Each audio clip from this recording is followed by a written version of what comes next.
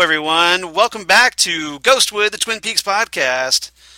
I'm Charles Skaggs, one of your co-hosts here in the basement of solitude as we get ready to talk more Blue Velvet, Criterion Velvet Part 2, and I'm here with my favorite co-host, everybody's favorite co-host, the pinball wizard herself. Oh, Charles. And Stranger Things marathon binge watcher, Xan Sprouse. Hi, Xan. How are you? Hello, Charles. Yes, today we are recording this on the 4th of July at 7:27 p.m.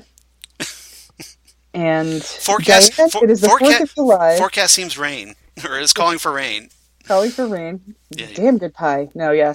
Diane, is the 4th of July at 7:27 p.m. and I have already been done with season 3 of Stranger Things since 3:30 p.m. today. And I am so jealous.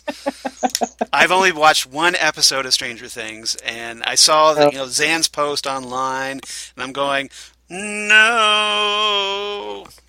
Yeah. So I've had a couple of people say to me, "Are you?" Because I posted on Facebook, "Who else is done?" Because I want to talk about it with somebody. Yeah, and I was like, it's not a race. It's not that it's a race. It's that I got up early and I had to start it. Yeah. And I had a couple of those. We haven't even started. You're done yet? It's like what? Seriously, it was like 3:30 in the afternoon when I finished it. I had to respect the dedication. I do. Yeah, that was pretty crazy. But yeah, it was. So yeah, I'm done with Stranger Things, and I highly recommend it.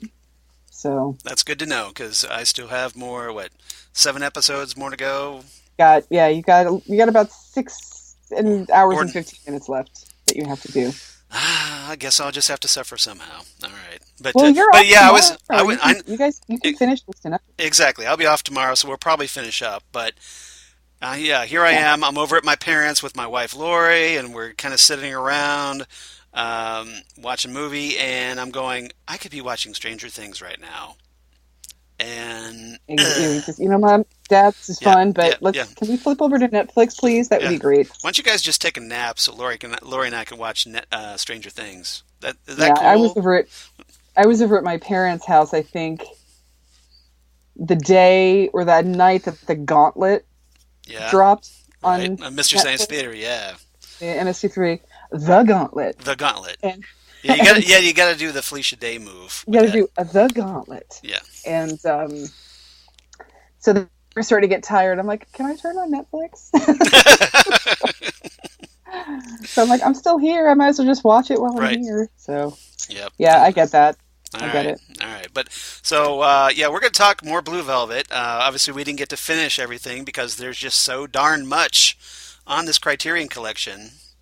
Blu-rays are amazing. Yep. And we're going to talk more of the classic 1986 neo-noir mystery film written and directed by David Lynch. And last time we talked, we went through all the new spiffy deleted scenes that everybody thought were gone forever. Guess what? They weren't. You have a future in comedy. Exactly. So, I love that line. That was one of the best lines. And because she did. That's the greatest thing. It's Megan Mullally. That's right. Exactly. Yeah. Jeffrey's girlfriend from college. Yep. Who wants to get it on? I'm naked. Not many people doing a Megan Mullally impression, so points there. That's my favorite thing that she's ever done is where she's Tammy 2 on Parks and Recreation. Just totally full on naked in the library. Nice. Screaming. And the only what's funny is that the only thing that bothers the people in the library is that she's yelling. Yeah. Everybody else is just fine with her going insane. All right. So, and like I said, we've already talked about this episode, or at least we talked about the movie when we in episode 32 way back on April 12th of 2018. So, if you want us to run down the movie, just go back and you can listen to that podcast because we're kind of sneaky that way, and then you could listen to part 1 if you want to hear us go through talk about the deleted scenes. And now we might as well talk about, what do you want to talk about first? Do you want to talk about the booklet? Do you want to talk about the Blue Velvet Revisited, the Peter Bratz, what does he call it? That imagining, or what is it? What's that phrase that they use for that? Do you remember? Don't remember what that It's no was. big deal. It's no big deal. He Yeah. uses some fancy schmancy, like Yep, and it's not in the booklet. terminology for it. But basically, yeah. Yeah. Oh, a meditation. That's it. Meditation. Yes, that's Yes. right. So, which is basically, to boil it down into its essentials, it's Super 8 footage and some photos with some music accompanying it. That's the meditation. I think we should start with that because I thought that was very original and I absolutely loved it. All right, let's talk about that first then. So Okay. basically what this is this German director wanting to Peter Bratz wanting to essentially document the process of making Blue Velvet. And at the beginning of it's almost it's almost like a David Lynch short film about David Lynch because Yeah. it's very David Lynchy the way Yes. it's done. And A bit at the very surreal. beginning- A bit surreal. It's a bit surreal, yeah. At the very beginning of it, he has some excerpts of letters that go back and forth between him and David Lynch about The him correspondence. saying he wants to do it, and then David Lynch saying, "Hey, I'm interested in this." Oh, and bring some money because he has no budget whatsoever. I thought that was rather funny. I thought that was and then it pretty shows a good bit of Lynch's self-deprecation and humor about it. Yeah, and Lynch's sense of humor for sure.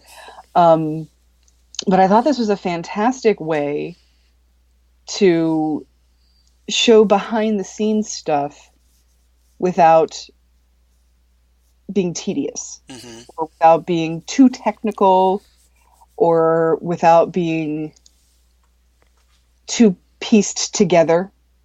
So it's Super 8 home movies, essentially. Right. And music, or David Lynch or Kyle MacLachlan or somebody talking over the footage, because he did some interviews. Yeah, there's some linking narration with that. Yeah, there's some linking narration with that, and some of it's very, very interesting too, because it's you learn some just silly things that went on with the cast and crew, and some interesting possible inspirations for things that I thought were cool. Right. And just some interesting stuff. Like there's the scenes where Sandy is on the phone with Jeffrey, and you hear Laura Dern doing her part, but David Lynch doing the Jeffrey part. Yeah, he's on the other end. So, yeah, that was kind of interesting. Yeah, so if you're interested in production, I think it's interesting to see that sort of stuff from a theatrical standpoint, not so much from a what camera are you using and what kind of rigs are these, that sort of thing. But there are some things that I want to sort of just talk about really quickly. Yeah. Just some little silly things like how Kyle MacLachlan's saying they're going to start a band called No Frank, which I thought was, where's that? I want to go to that. Yeah, I actually wrote down the actual chronology of everything that's in here because I was that nerdy about it. Great. If you want to do that, so do you want to do it chronologically, or you just want to talk about random stuff? Because I'm good either way. I don't have to talk about. Let's just do each point. All right, all right. So we already talked about the correspondence between Bratz and Lynch, or Bratz and Lynch. Excuse me. Next thing we had was like this. We see Lynch discussing a scene with Laura Dern. I can't remember the exact scene though. I just wrote. And then we saw some footage of parking spots, which I thought were kind of interesting because did you notice who one of the parking spots was for? I didn't. Okay, it's a motorcycle parking spot for Stephen King. That's interesting. Yes, and it's right next to, and then they showed Lynch's parking spot, and they've got a sign up that says for Devoid Lynch. That's awesome. Instead of David Lynch, Devoid. No, I did not see. I saw the Devoid, but I didn't see the Stephen King. Yeah, it's right before that. So, fascinating. Yeah, so apparently Stephen King was on the set. Okay. Hanging out, presumably. Okay. So, yeah, I thought that was a really interesting tidbit. That is very interesting. Unless it's just another Stephen King, but seems. I don't know. I know. Well, we know that. Let's see. I know that Stephen King rides a motorcycle. Yeah, that's true. So. Yeah. But but we don't actually get to see Stephen King. No, we don't see Stephen King. Yeah, but it's kind of interesting, isn't it? That's very Stephen very... King and David Lynch seem like they would like to hang out together. Yeah. Back in the 80s. Adorable. Again, this is 85, so. Yeah, exactly. So like Stephen King's like pretty much at the pinnacle of his career at this point. And after like, as his novel career, not so much the I don't think he movies. can get more famous. Yeah. At that point. Yeah, he was obviously a famous novelist after Cujo, Christine, et cetera, et cetera. So, so I thought, you might want to go check that out. Then we have footage of Lynch putting the Lumberton lettering on an ice truck with white masking tape on black.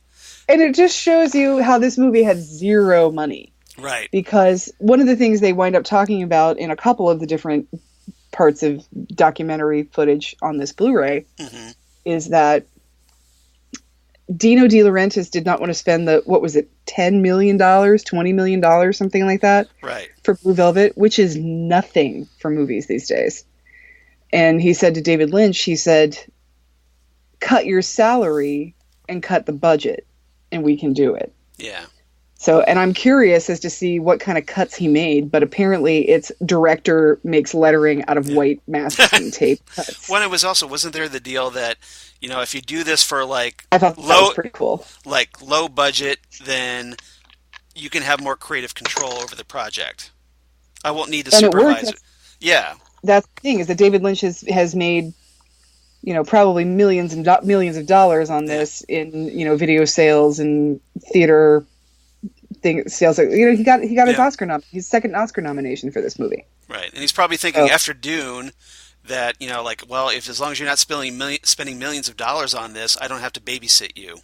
Yeah, exactly. So, and like I said, second Oscar nomination. I mean, David Lynch definitely made the right call. Yeah, I'd say so.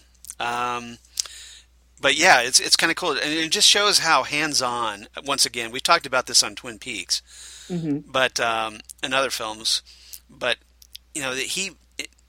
he does it himself. He doesn't just have somebody else do it for him. David Lynch really wants to be part of the process, and he has all of the and he knows what he wants.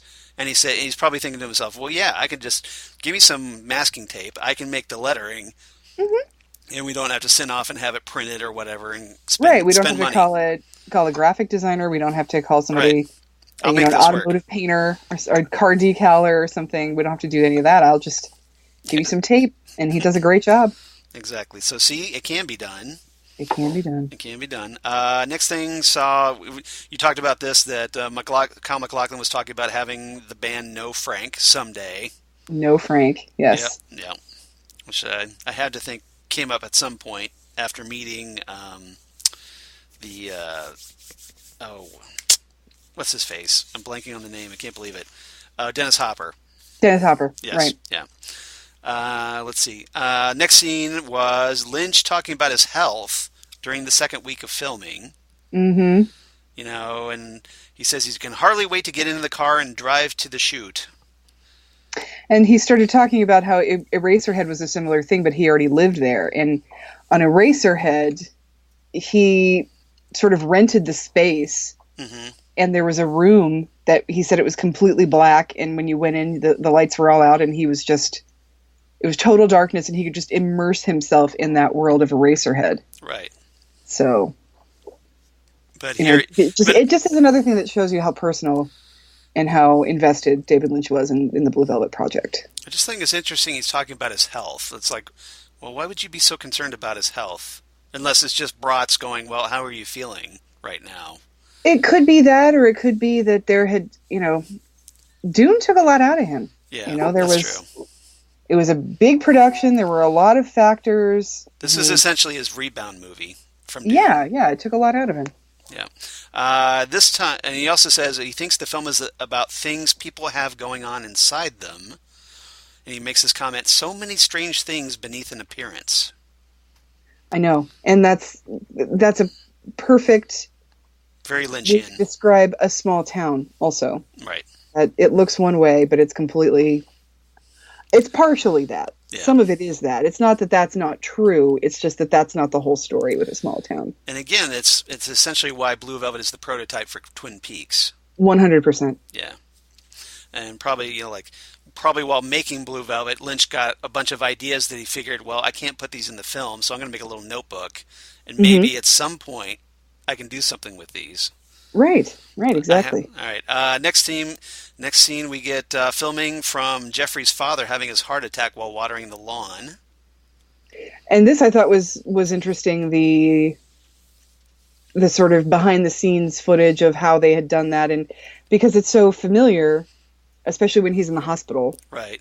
And we don't see a lot of Jeffrey's father in the hospital, so you see a little bit more of that. And I thought, when I saw that, I thought this is an interesting way of doing this. I thought this was it was a captivating way of doing behind the scenes footage. And it's just cool to see, like these iconic scenes, to kind of see them from a different perspective. Right. Because Bratz obviously isn't looking through the standard filmmaker's, Lynch's lens. He's looking through his own lens off to the side or whatever. And so it kind of brings a fresh perspective, I think, to the material. Right. His point of view is just off to the side of David Lynch's point of view. Right. But, so that had to be weird. Like, okay, I'm filming while you're filming, that kind of thing. Yeah. Next thing we have is Lynch talking about the idea for the ear in the field. Yes. Mr. Ear. Mr. Ear. And he says, if the ear was found by another person, it would lead him to another world and have an experience that would change many things. Uh-oh. As it does, for sure. Xan kind of froze up there a little bit. The Skype seems glitchy. Uh-oh. The Skype seems glitchy. All I said was that's exactly what happened for Jeffrey. Yes. So... I love that audio clip now. If you couldn't tell, it's the greatest. I love him. I have to restrain myself from using it because I don't want to use it too much. But he might be inappropriate, but at least nobody else is with him when he was doing it. Exactly. But anyway, yeah. If you watch What We Do in the Shadows, you're familiar with that audio clip. Mm-hmm. And if you're not watching What We Do in the Shadows, do it. What is wrong with you? Stranger Things. Yeah. Go find What We Do in the Shadows. Binge watch Stranger Things Part 3, and then go and watch What We Do in the Shadows if you haven't already. Or even if you have, because it's worth watching again. Yes. All right. Yes, it's definitely worth watching. So next is the filming of The Ear in the Field, and footage of Lynch and MacLachlan practicing the throwing of rocks. Yes. There's a little hut in the field, and they're just trying to aim for it. Which is kind of fun, like, because if you remember Jeffrey, like he's walking around that field, and he just kind of like for a moment there, he kind of stops and plays with throwing rocks in it.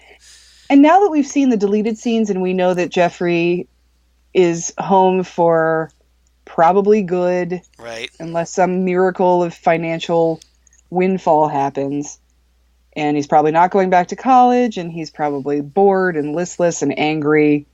That just walking around town having no idea what to do and throwing rocks makes perfect sense. Yeah, I like to think that Jeffrey, he's gone through that field hundreds of times as a kid, and that's just like a ritual of his. Every time he goes to the field, he throws some rocks. Yeah, probably. That would be my guess. Because that's the kind of thing you did in a small town when you were bored out of your mind.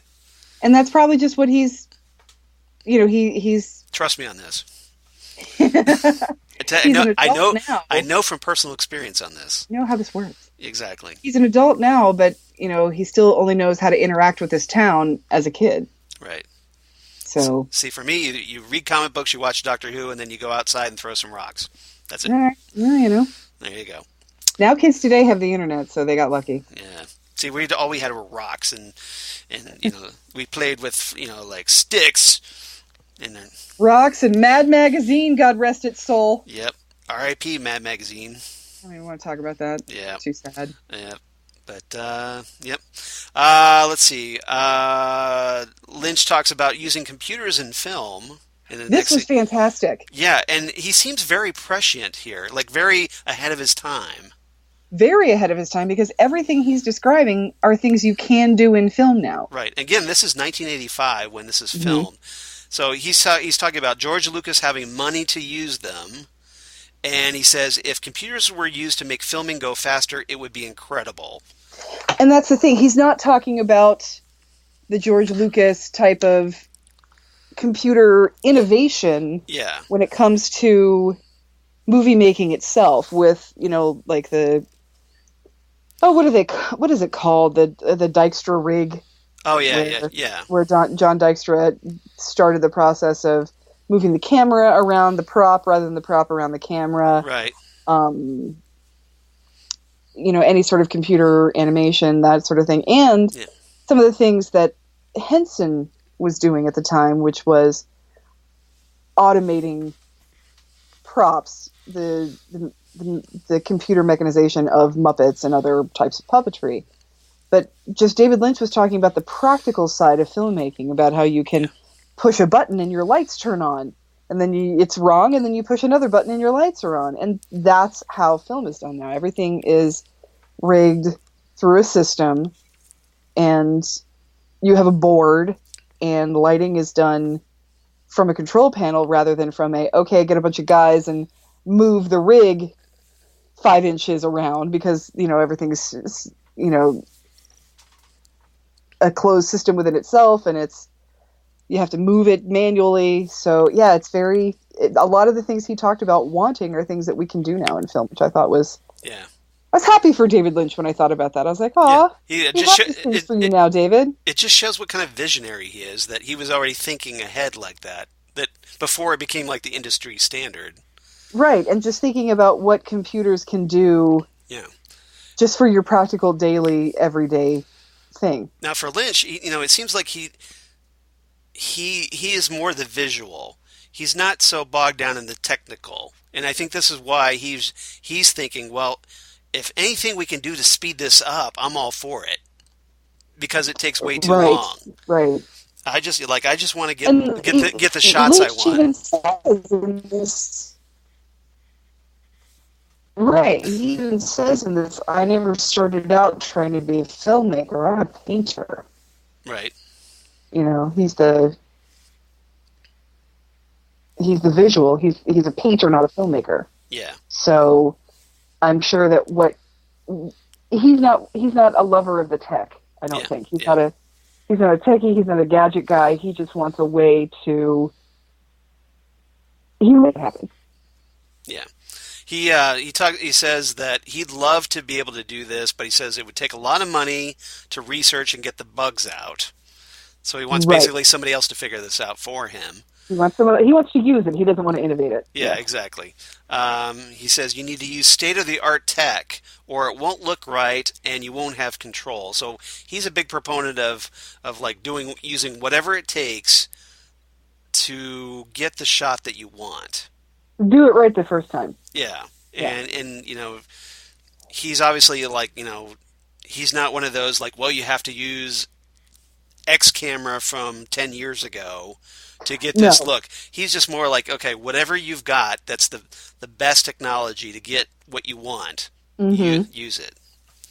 Right. And he also makes this really interesting remark. He says Francis Ford Coppola, the guy who directed The Godfather, that guy.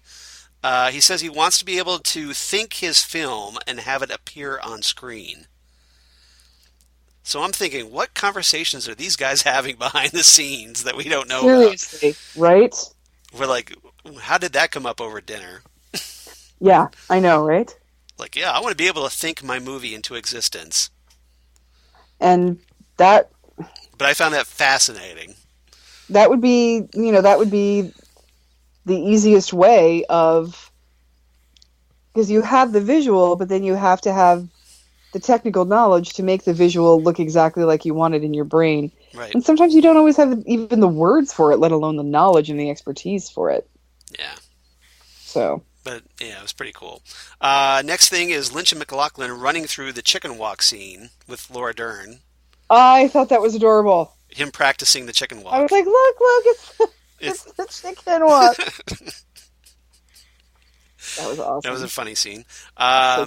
Then next, Lynch talks about being disappointed that a hurricane that was apparently supposed to happen never happened. Yeah, he's pretty disappointed that there was no major. Yeah, no hurricane. Like I was wanting all kinds of destruction, and it didn't I happen. wanted this hurricane to come through. You suck, hurricane. You suck, hurricane. Yeah, and he says the shoot's about halfway done at this point when he's making this comment. He says he feels like he's in Lumberton and it's going, whatever the filming is going all the way it's supposed to. So he seems pretty confident about it. He And says, I think this is where we're seeing some shots of around town. right. And there was something that I thought was pretty interesting, and it has to be an inspiration for something in Twin Peaks. Probably. And we see a thing called Big Dave's Spud Farm. Oh yeah, I forgot about that. And I looked at that and I was like, like where Big Ed's gas farm came from, I guarantee you. Probably. So, yeah, you know what? I never made that connection. You're absolutely right. I gotta think you're right on that one. I mean, come on. I'm gonna mark one up for Zan there on that one. Just slide one over for me. Yep. Shunk. Yep. You know?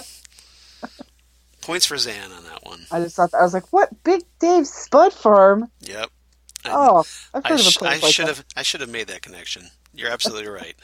But he does make also a reference that Lumberton is a great name because it puts a picture in your mind.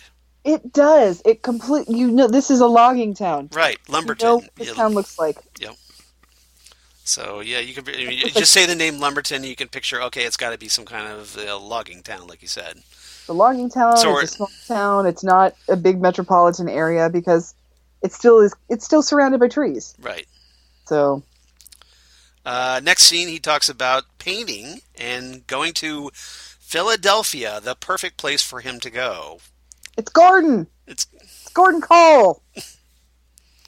Yes, when he went to art school in Philadelphia after. Now the question is, did he talk about Judy? Because we're not going to. No, we didn't talk about Judy. We're not going to talk about Judy. We're going to leave her out of it. Yeah, we're leaving her out of it. Yeah. But next after that is filming at the high school when Jeffrey pulls up in the convertible. I just remember thinking, like, if David Lynch had been filming at my high school, my head would have exploded. Right. I would have lost my mind. I would have gotten kicked out of school because all I would have done was cut class and hide in David Lynch's production somewhere. And everybody else would have gone, who's David Lynch? That's the thing. Yeah, exactly. Right. But I like to think I would have had a crush on Kyle MacLachlan from when he was Paul Atreides. Would have? Oh, well, yeah. I would have been like, guys, Paul Atreides is here. Who? Cover me in math class because I'm going to go watch him play. Who? Was he in Ghostbusters? No, he was in Dune. He was hot. What are you talking about? What's the matter with you? That's hilarious. That movie with that bald guy from Excalibur and Duncan Idaho from Logan's Run. Right.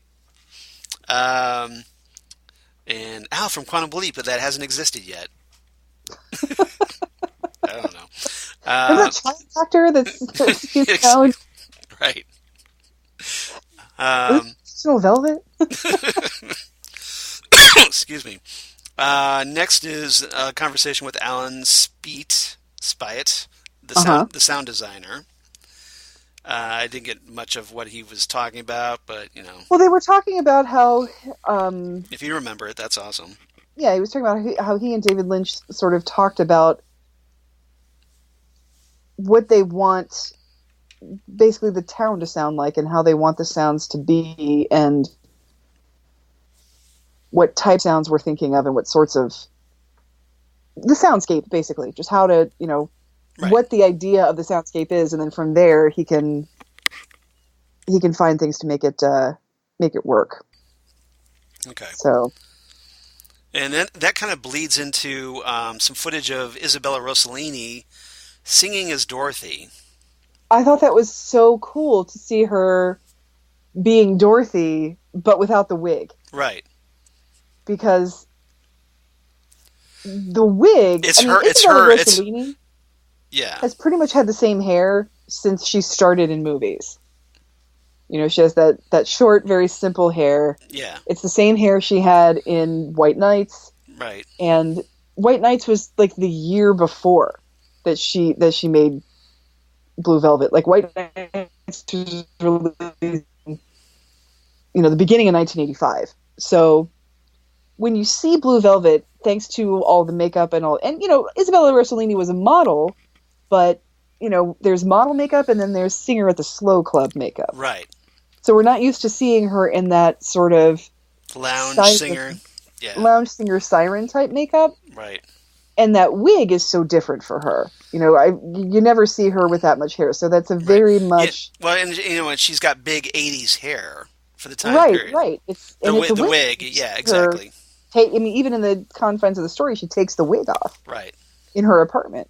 So the wig makes her really very much a character. Yes. And you really are able to kind of forget that she's Isabella Rossellini, but in this footage, you see Isabella Rossellini doing Dorothy, but without the wig. So she almost looks like her character in White Knights doing a Dorothy Vallens impression. It's really bizarre. Right. Which I thought that was really, really cool to see. And we find out that she was not exactly the first choice for Dorothy Vallens. Yeah, that's one of the things that probably we'll talk about. I've got that somewhere. That might not be in this. It all started to bleed together, so... Yeah. And your notes are better than mine. I'm trying to figure out, I thought I had something, but if you know it, go ahead if you want to talk about it. Oh, we can talk about when we get, because I think it's in the interviews. Oh, okay, maybe that's it. I don't think it's in this one. Okay, yeah. Maybe that's it then. Let's see. Anyway, let's see here. That next is Kyle MacLachlan's stand-in, which was there wasn't that much to it. Mm-hmm. Next was audio of Lynch as the person on the other end of the phone call that you talked about earlier. I thought that was great. Yeah, because it's the scene where Sandy calls the station for her father. Where she goes, "Find him!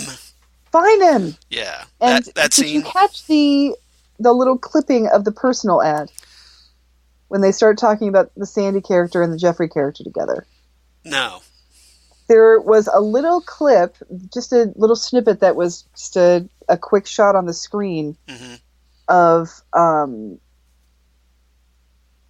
Jeffrey, and it says it's a personal ad that says, "In search of Jeffrey," something like I still love you," or something like that, and then it's Sandy. It's like a Desperately Seeking Susan type of a that's cool personal ad. I'm gonna have to go back and look at that. Yeah, and so I'm wondering if that was something the director found and put that in later because it just happened to be the two names, or if it was something David Lynch found and that's where the names came from. They don't talk about it. It's just a little throwaway image that gets thrown up on the screen, but they don't discuss it at all. And so I had a lot of questions about that. Yeah, that's interesting. It's interesting that both you and I got something different. I got certain things out of this, and you got certain things out of this. This was a really, really interesting, in-depth format that usually when you see behind-the-scenes footage, it's just sort of put together and it's kind of tedious. But this made it very, very interesting with putting Lynch's comments about filmmaking and the actors' comments about what they were doing over this behind-the-scenes footage. Yeah. So next was the rehearsal of the scene where Dorothy comes out naked in front of Jeffrey's house. That was so weird because it was daytime. And she's wearing clothes. Yeah, she's wearing clothes, but just the fact that it's daytime. Yeah. That sort of reminded me of the movie Clerks. Right. There's a Soul Asylum song in that. And Not Runaway Train. Huh? Not Runaway Train. No, it's I can't remember the name of it. It's the one that plays over the end credits. Okay. I can't remember that either. Yeah, I forget the name of it. But anyway, Soul Asylum did a video for it, and it was the actors from Clerks and Soul Asylum playing each other in hockey up on the roof. Okay. Just like they do in Clerks. And it's so weird because it's in color. Right. Just and then Clerks being in black and white, yeah. Clerks in black and white. Those characters in color was just very, very strange. And I think this was that sort of same feeling. It was something I knew what it was. Right. The fact that it was daytime just made it very, very strange.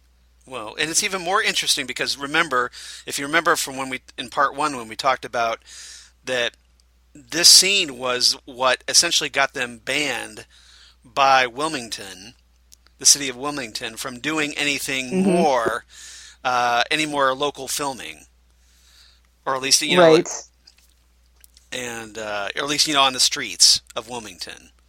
I just have a feeling that there were a bunch of people who were upset about this scene, and then there were a bunch of guys going, I don't see what's wrong with this movie. Yeah, well, remember they were talking about that there was a bunch of people just, like, they warned them before, and they still kind of hung out there in their chairs watching the scene. Like, look, she's going to be full on naked out here. So probably someone just, like, was there, and then they made a call, or they talked to somebody about it, and they made a call to somebody at the city council.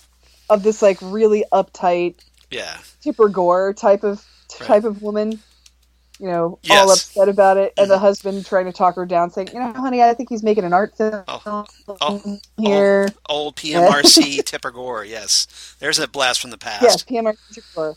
Yeah, that's the thing. I have nothing against Al Gore as a politician, but growing up in the 1980s, Tipper Gore, his wife is horrible, was my nemesis. Yep. Yes. Yep. When you are trying to buy records when you're 10 years old and you got that bitch telling parents that you shouldn't buy Prince albums, right? I hate her. Yeah. Hate her so much. Yep. You know what parents should do? Be involved in their kids' damn lives, and so they can hear the records themselves. Yeah. Well, I was listening, obviously in the 80s, late 80s and early 90s, I was listening to college alternative radio stations. And so in high school. Yeah. I was still a kid. Yeah. So, that felt like a personal attack to me. Right. And you can say what you want to about him, and you can hate on him all you want, but his testimony to Congress, combined with his Christmas album with the Muppets, means I will love John Denver. So, how can you not love John Denver? Yeah, but I could just picture some husband going, "Oh, honey, I don't think this is that bad. I think we should maybe see what he's going for here." Yeah, exactly. Now, then you want to come back and, let's go find a hotel room somewhere. Hey, is that that Russian model still here? Oh wait, she's Italian for real? She's not really Russian? Okay. Hilarious. She's whose daughter? What? Yeah. Isabella Rossellini, by the way, I don't know if we've discussed this, is Ingrid Bergman's daughter. Right. Yes. So. As in Ingrid Bergman from Casablanca and Casablanca, many other... and Gaslight, and Obviously, very legendary. And looks a lot like her mother. Looks a lot like her mother, but with, like, even prettier eyes, if you can imagine such a thing. Yeah. So, yeah. All right. Next is Lynch comparing The Elephant Man and Blue Velvet together against Blue Velvet. Elephant Man, he feels, has a purity to it. And it's like a fairy tale. Right. Well, Blue Velvet, Lynch says, he's not sure if Blue Velvet will work yet. So it's kind of interesting that, now remember, this is after the halfway point, and Lynch still doesn't feel confident about his movie. I can't say that I blame him, because I don't know how many times I'm going to say it on this podcast. I think it's now, we should have the Ghostwood drinking game where every time Xan says, we wouldn't have X today if David Lynch hadn't done X in the past. Yeah. And I think that Ghostwood here. Yep, exactly. It's like Ghostwood here. It's like Ghostwood here. So we hadn't seen this kind of thing. We hadn't seen this kind of small town puncturing the idea of the idyllic small town in this kind of a way,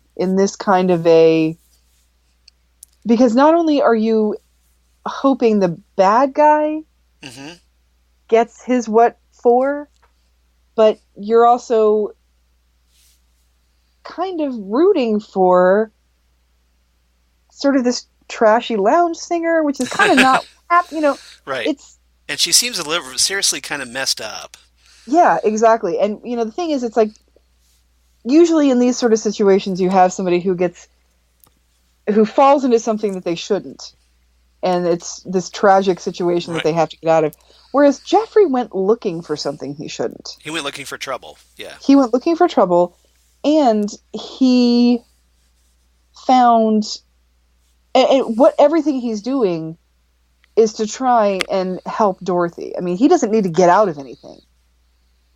Jeffrey keeps getting into things. Yeah. He's trying to help. So and the more he tries to help, the more his own personal situation becomes worse, because Frank becomes aware of him.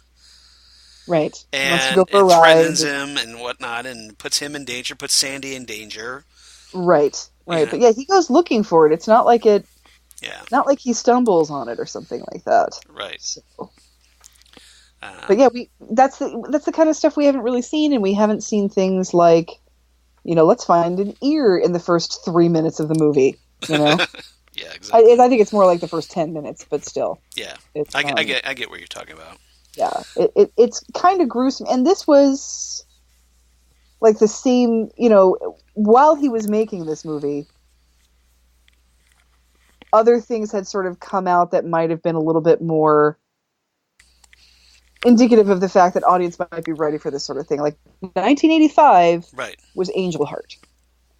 And Angel Heart is one of those very... And that was the Mickey Rourke film, right? Mickey Rourke, yes. Right. Yeah.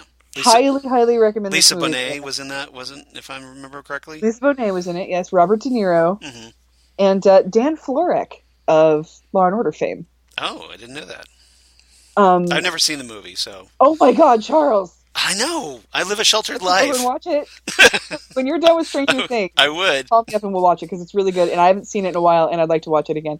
Charlotte Rampling is in it, too. Oh, okay. And Charlotte Rampling is always awesome. Anyway, it's more of a cerebral, gruesome movie. Right. Where you didn't have a ton of that. I mean, you had a little bit of it in The Godfather, but... Like with a horse's head in the bed, that kind of thing? The horse's head, or Luca Brasi getting strangled. Right. Or the police chief and Sollozzo getting shot in the head at the restaurant. You're right. You have that sort of violent gruesomeness. And some of it's violent in Angel Heart as well, but it's more of a cerebral gruesome than it is like a horror movie. And this is the 80s, where we're used to it's more psychological horror. Yeah, it's more psychological thriller type of a thing, but with gruesomeness. And like I said, with the and we have a little bit of gruesomeness from Hitchcock things like Strangers on a Train, where he goes to light her cigarette and says, what's her name, Marianne? I forget. Yeah. Strangers on a Train. Think so, yeah. And she says yes, and he just strangles her, and you see it from her point, you see it from his point of view.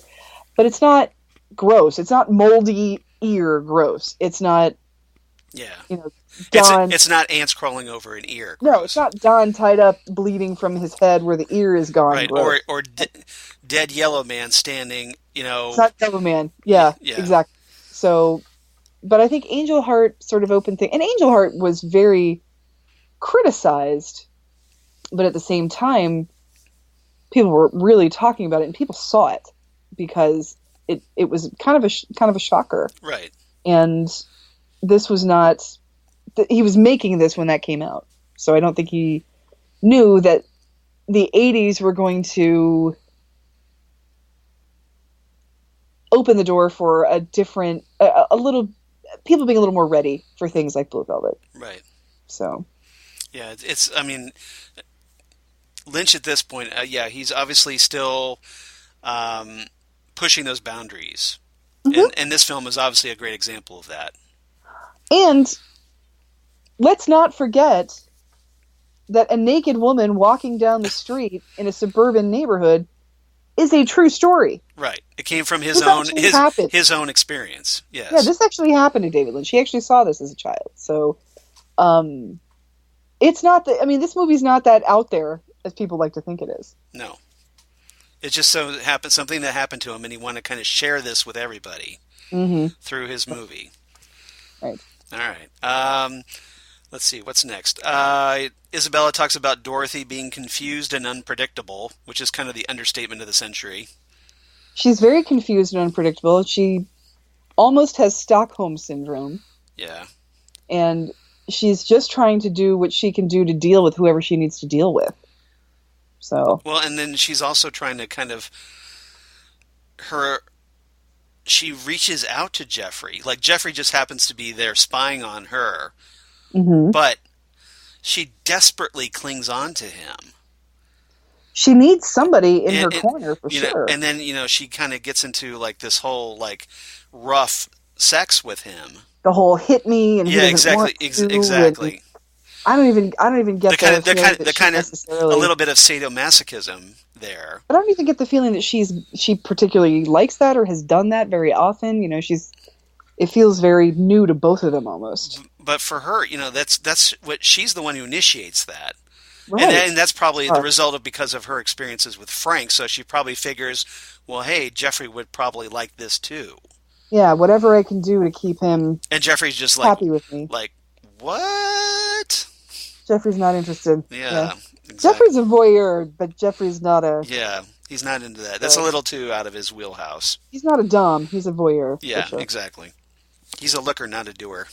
That's true. Yep. He's a lover, not a fighter. No, not a fighter. Exactly. Nice. Let's see what else.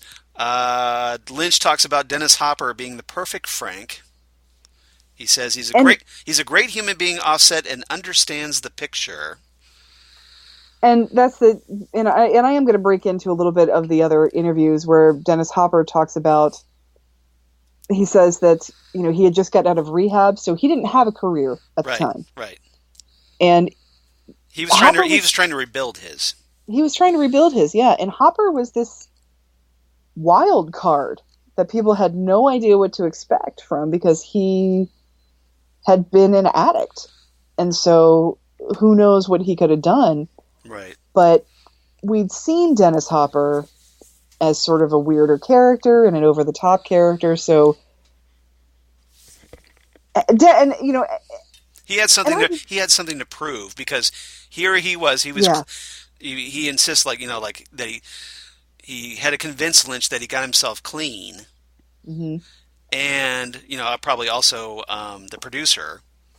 And he told his management, I want this part. He really went after the part of Frank Booth. Right. And because there's quite a range to Frank. You know, Frank is, you know, he can be very, very gentle. He can act like a baby. He can act like a crazy person. He can cry. He can kill. There's a big range to Frank. And I think with the nitrous, and we've talked about Hopper and the drugs and the nitrous before, but right. With the nitrous, the fact that Frank is a junkie, it's like Hopper's your perfect choice. Yeah. Because everybody, that's what they know. Like, that's what People Magazine's been talking about with Dennis Hopper for the last... Yeah. And that's one of the things... Or another binge for Hopper. You know? Yeah. So that's what the world is expecting him. So I think there is a little bit of a real-world believability that Dennis Hopper is going to be out of his freaking mind and a complete and total wackadoo. It's kind of perfect casting, really. It's perfect. I can't imagine anybody else playing Frank Booth. Yeah. Even though apparently it was not the first choice. As we find out in the booklet, which we'll talk about. But right. Hopper was not their first choice for Frank. But apparently he was Isabella's after meeting, you know, like Isabella knew him. Yeah, Isabella, or at least knew of him, I think. Yeah, he's like, this we got to do. Yeah.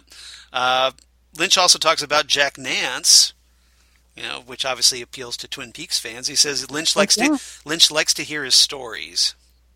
He's a great storyteller, and can you imagine like that? You know, Pete Martell method of storytelling. Oh, I know, right? Just telling you everything. I think that's awesome. The log lady stole my truck. Powder blue. The log lady didn't steal your truck. Wyndham Earl did. I love that. Dennis Hopper in the next scene says he doesn't understand all the lighting preparation that Lynch does. So this is him kind of like going like, I'm not sure about all this artsy-fartsy stuff. Just shoot the scene, damn it. Mm-hmm. And that's the thing. It's like he's about the performance where David Lynch is about the visual. Right. Which is why film and theater are a collaborative art. Which kind of makes me wonder. You need all of the pieces to make it perfect. Which kind of makes me wonder is like, well, you know, Lynch talked about that Hopper understood the film. But did he really? I kind of wonder about that. I kind of think that maybe that Hopper convinced Lynch that he did, but maybe in reality didn't understand a lot of it. Based on his performance alone, Hopper understood Frank Booth. Okay, he understood the character. And maybe he understood the character, but didn't understand the film. He understood the film. I just don't think he necessarily had the patience for the process of filmmaking. Right. Okay. So that's a Or at least Lynch's approach to it compared to what he's experienced, because he's a pretty experienced actor by this point. So he's an experienced actor, but whether or not he feels that the lighting is going to make or break a scene, Hopper's the actor. He's probably thinking the performance is going to make or break the scene, right, regardless of how it's lit. Yeah. So and Lynch is obviously a much more visual director than probably Hopper was used to. And you need those different perspectives, and you need everybody prioritizing their part in the collaboration. Right. For it to be perfect. So you need Frank to feel like the performance is the most important thing. And you need the director to feel like the visual is just as important as the soundscape or as the performances or as the actors. You need that. So yeah. Works out well. Let's see. Next, Isabella talks about how happy she is that David Lynch hired Dennis Hopper. Mm-hmm.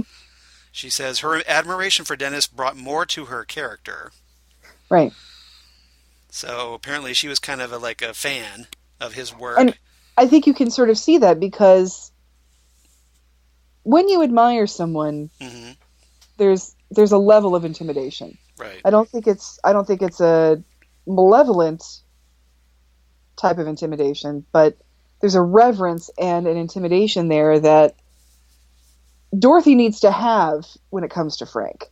She needs to look at him as having some sort of power over her. Dorothy needs to be able to feel power. Okay.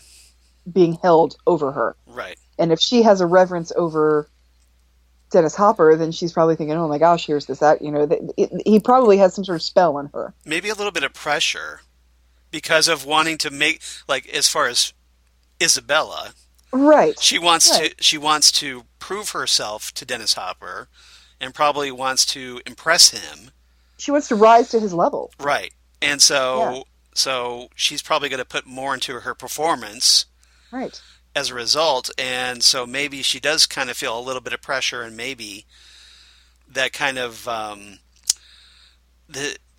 least from her perspective, she's creating that connection to Hopper. So therefore, that connection will carry through in Dorothy's connection to Frank. Right. Yeah. Exactly. Okay. Exactly. All right. Let's see, what else? There's audio rehearsal of Isabella singing Blue Velvet. Mm-hmm. And then we get Lynch talking about the industry. Or, I'm sorry, about industry, not the film industry, but actual industry. Actual industry, like he says radiation is too boring for him, which is a very funny statement. But he says, but smoke, steel mills, oil, and sludge you can see. So he likes tangible things. Something that you can visually see. I'm sure David Lynch spent.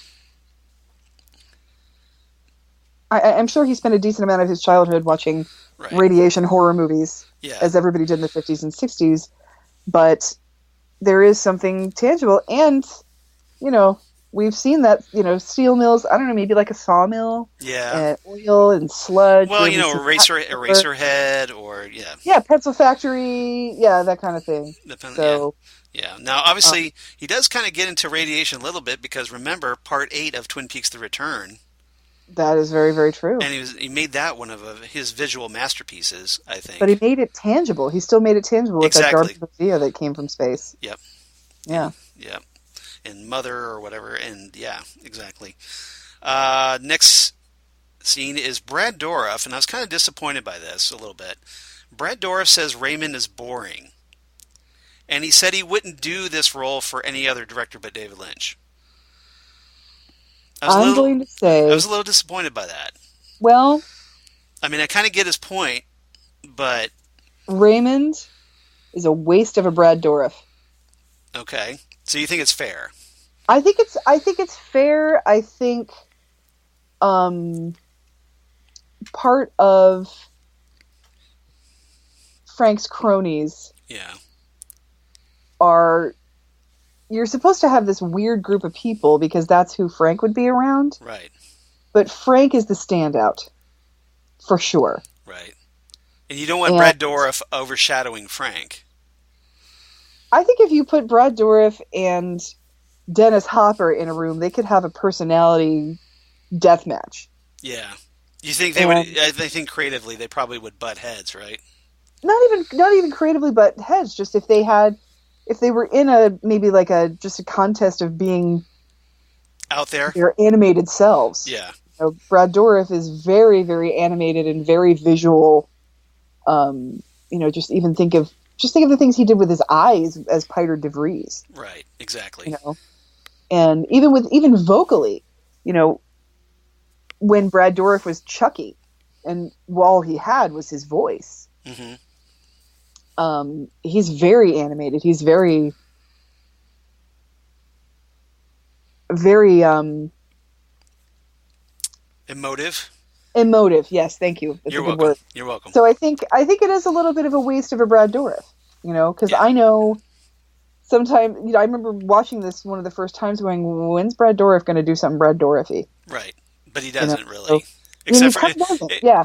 So I can get that, but then you also think of the other cronies, like Jack Nance's character. They just are kind of there. They're in flunkies. The They're supposed to be flunkies. They're just flunkies, yeah.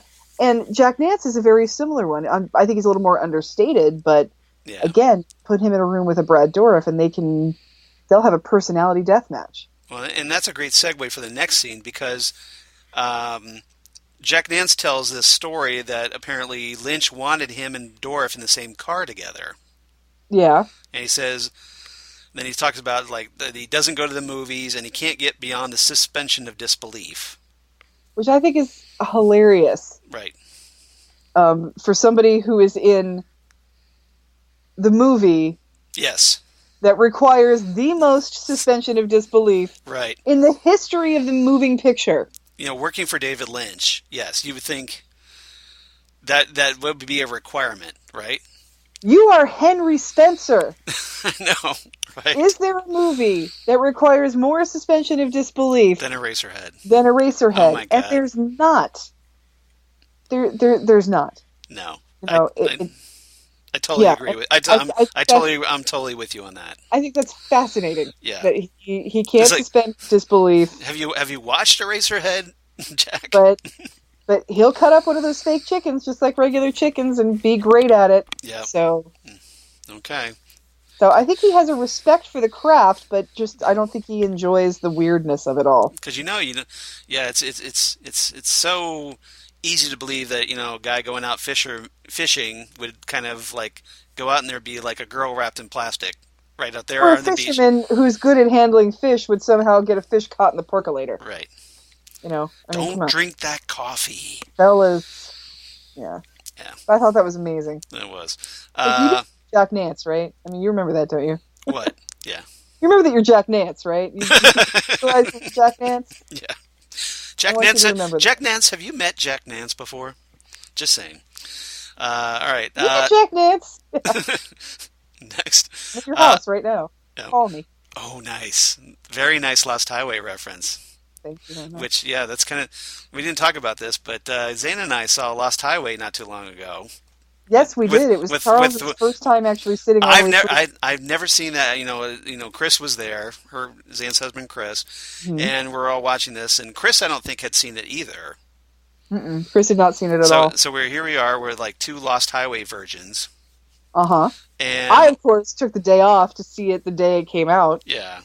And so, yes, it was part of the David Lynch Director's Series that Mike McGrainer is putting on this year at the Studio 35. Right. Which in 2 weeks will be Fire Walk with Me. I can't believe it's. I can't believe it's almost here. I'm so excited. I can't freaking wait. That's gonna be awesome.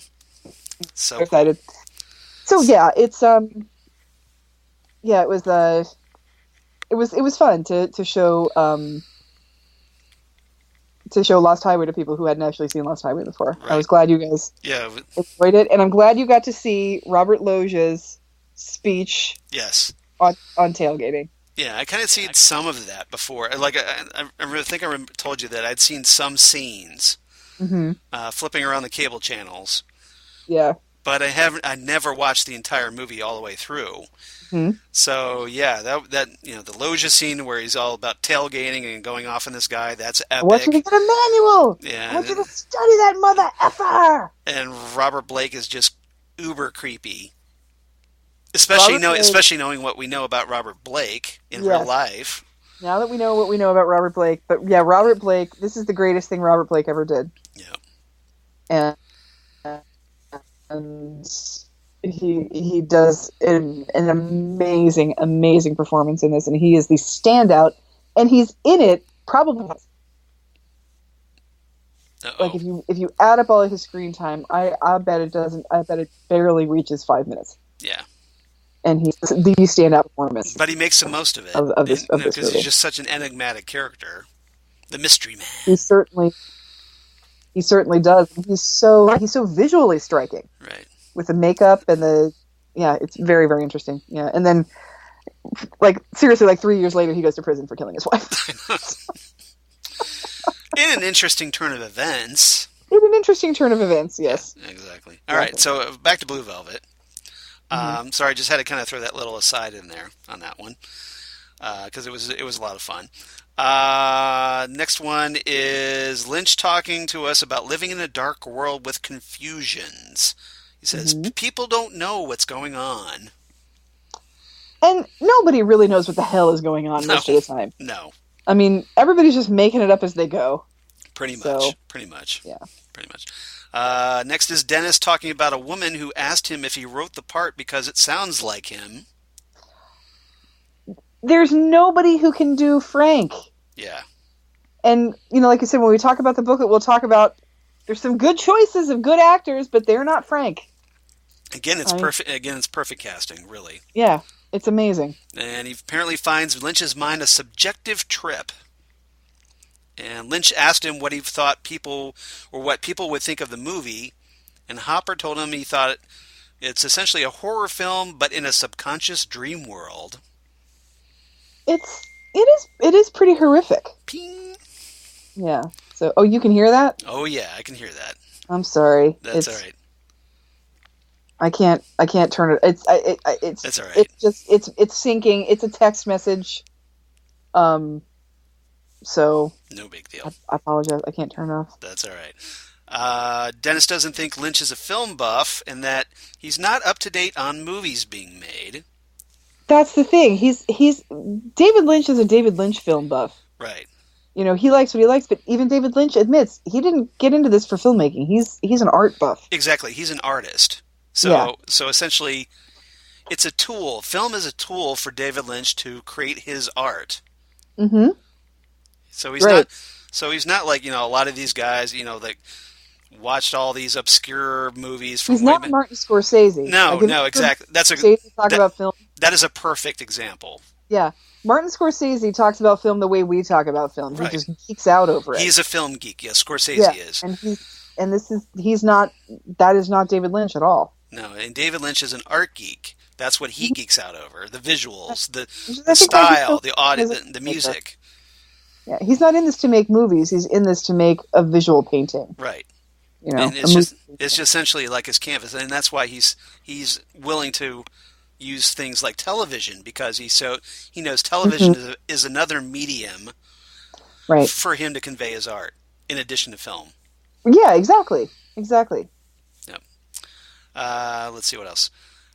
He says that Dennis thinks that he finds it better that Lynch is dealing with his own vision and subconscious. Which I thought was an interesting statement. That is an interesting. Next is we have one more week of principal photography. And at this point, Lynch says he feels good about the last 3 weeks of night shoots. He says he's happier on this picture than any other before. And he talks a little bit about transcendental meditation that he does. He says the meditation gives him energy, and he's concerned about everyone else getting tired. which I think is kind of funny. I think that's adorable. Yeah. And he says there's no creative problems on the set. So, yeah, it's like, everybody else is having problems, but me. What? Everybody else is tired, but I just want to be here all the time. Yeah, exactly. What's your problem? Yeah. Why aren't you doing meditation so you can be energetic like me? And seriously, we're making the greatest movie. We'll just breeze through these 3 weeks of night shoots that drain everybody. Yeah, exactly. Uh-huh. Yep. And then they're probably going, yeah, David, whatever. Next is footage of Lynch with Fred Caruso, the producer, where they talk. And then we get, as we kind of wrap things up shortly, we get some filming from the last day of shooting with little Donnie. Little Donnie. Yeah, that little scene where he puts his little propeller hat on. Yep. And then we kind of get some footage from everybody 15 months later. And that's pretty much it. After after the movie's released and they're getting their Oscar nominations. Yep. It's pretty adorable. Yeah. Yep. So I thought that was kind of interesting. I meant to look up this director to see if he actually married that woman. Oh, yeah. I need to look that up. I forgot about that, too. Yeah, didn't he talk about that, didn't he? Apparently because he kind of asked Lynch for like advice about his love life, which I thought was kind of interesting. He fell in love with somebody like 3 weeks before, but then he was like, I got to go to America and do this thing. Yeah. And then David Lynch he's like, hey, do you want to use my phone to call her? He's like, yeah, I don't even know her phone number. It's like, dude, really? I kind of think... Yeah. I was thinking that when you were packing, you probably should have remembered to do that, but whatever. I don't know. Are you sure you're not Kyle MacLachlan's girlfriend? No, I'm just saying. In college? No. The way you're treating that relationship, just saying. Future in comedy. Yeah, exactly. Yeah, are you Megan Mullally in this situation here? Exactly. All right, so do you want to talk the interviews next, or do you want to talk the booklet? The spiffy booklet? Let's talk Angelo. Okay, from the interviews. And then let's combine the booklet and the other interviews, because I think there's a lot of similar information. Okay. Because, we should probably wrap up this Blu-ray. I mean, we've spent 2 episodes on it. I know, we just spent an hour talking about we spent an hour on this. Honestly, I think that this behind-the-scenes short film is like worth the price of the Blu-ray in itself. Okay. I thought it was fascinating. All right, so you want to just try to hit the highlights then, and... Yeah, I want to talk a little bit about Angelo. Okay, when we talk about the Angelo, this is the 2017 New Jersey interview. It's about 15 minutes, 47 seconds. Mm-hmm. And it kind of, if you remember when we talked about Twin Peaks Fire Walk with Me, the Criterion version of that, I think this is from that same interview, only this is the Blue Velvet portion of that interview. The Blue Velvet portion of that interview. Yeah. And Angelo is freaking adorable. First of all, right? Seems like a very pleasant guy to talk to. He's just adorable. He had this like 1950s New York childhood where he even said all the other kids were outside playing stickball, and I had to practice the piano, and like he's somebody out of Dick Tracy. Seriously. And he didn't want to do it. And then he said that his brother came home, found out he had stopped playing the piano. His brother being like a jazz musician. And he said that when he found out that he had quit the piano, he chastised his father and said, don't let this kid quit playing. He needs to have music. Right. And so he then had to do it again. But then he'd gotten a little bit older and he found out that playing the piano got him girls. Hey, go figure. Which you just wonder how many people keep playing an instrument. Yeah. Like a guitar. Yeah, exactly. Yeah. Like, I think the only person that kept with an instrument in spite of, an instrument that didn't necessarily get them girls was probably like Weird Al. Right. Like, I don't think that instrument necessarily got you girls, but... not the accordion, go figure. Not the accordion, no, I don't necessarily think so. But yeah, that's one of my own personal regrets, is that not being musically talented enough to do an instrument. I did play some drums. Nice. But never can't really compare it to obviously someone like Angelo Badalamenti. No. Can't really see. Not even in the same planet, really. Yeah. Girls can't necessarily sit next to drummers. Yeah, drummers doesn't quite really grab. Yeah, exactly. The ladies. So yeah. But But yeah, what he was talking about, how he was brought in as more of a vocal coach for Isabella Rossellini. And David Lynch wanted to use another piece of music that Dino didn't want to pay for. Mm-hmm. So he said, hey, can you write something and David will write some lyrics? Right. And they're all like, oh, this is kind of a dumb idea. This isn't going to work. And it turns into my single most favorite piece of music that David Lynch and Angelo Badalamenti have ever written together. Well, you couldn't be Mysteries of Love, could you? I could be exactly meaning that. Which the mysteries of love will flow. Yeah. That plays over the menu of it. Yeah. And I'll just, after I finish watching this, just let the menu go for a while, just so I could listen to it. It's like, I don't even need to put in the Julie Cruz CD. I can just listen to this. Or my Blue Velvet soundtrack. It's just right here, and I'm just going to go do some dishes, and I'll let this menu go for a while. Right. But yeah, they created Mysteries of Love, which is my absolute favorite Angelo Badalamenti David Lynch piece. Yeah, and I thought it was interesting. And then Lynch, I love that he tells a story about how he met Lynch and made like this. I guess Fred Caruso, the producer, introduced them, and I guess Lynch thought his work was peachy keen. And he's like, I don't even know what that means. Right, exactly, because it's like, I'm from Brooklyn or whatever, and you're like, I have no idea what is he talking about. This kind of, like folksy Midwestern. Yeah. But, yeah, and that's the thing, and I mean, Charles, you and I are sitting here listening to it going, wow, peachy keen, that's like, yeah, that's pretty good. That's good praise. We're Midwestern. We know exactly. What the hell we know what that means. Like, even though we're not from Missoula, Montana, we know what that means. But so it's pretty swell. It is pretty swell. Yeah, exactly. Swell. But yeah. Clark, there's not a lot of people this day and age that feel comfortable using that word. I love that. I just always felt kind of was natural. Yeah, nice. Very nice. I set you up for that one. Nice. Thank you. You're welcome. But I love stories, and I feel like every time somebody talks about David Lynch, they make a point of talking about how nice and not weird he is. Right.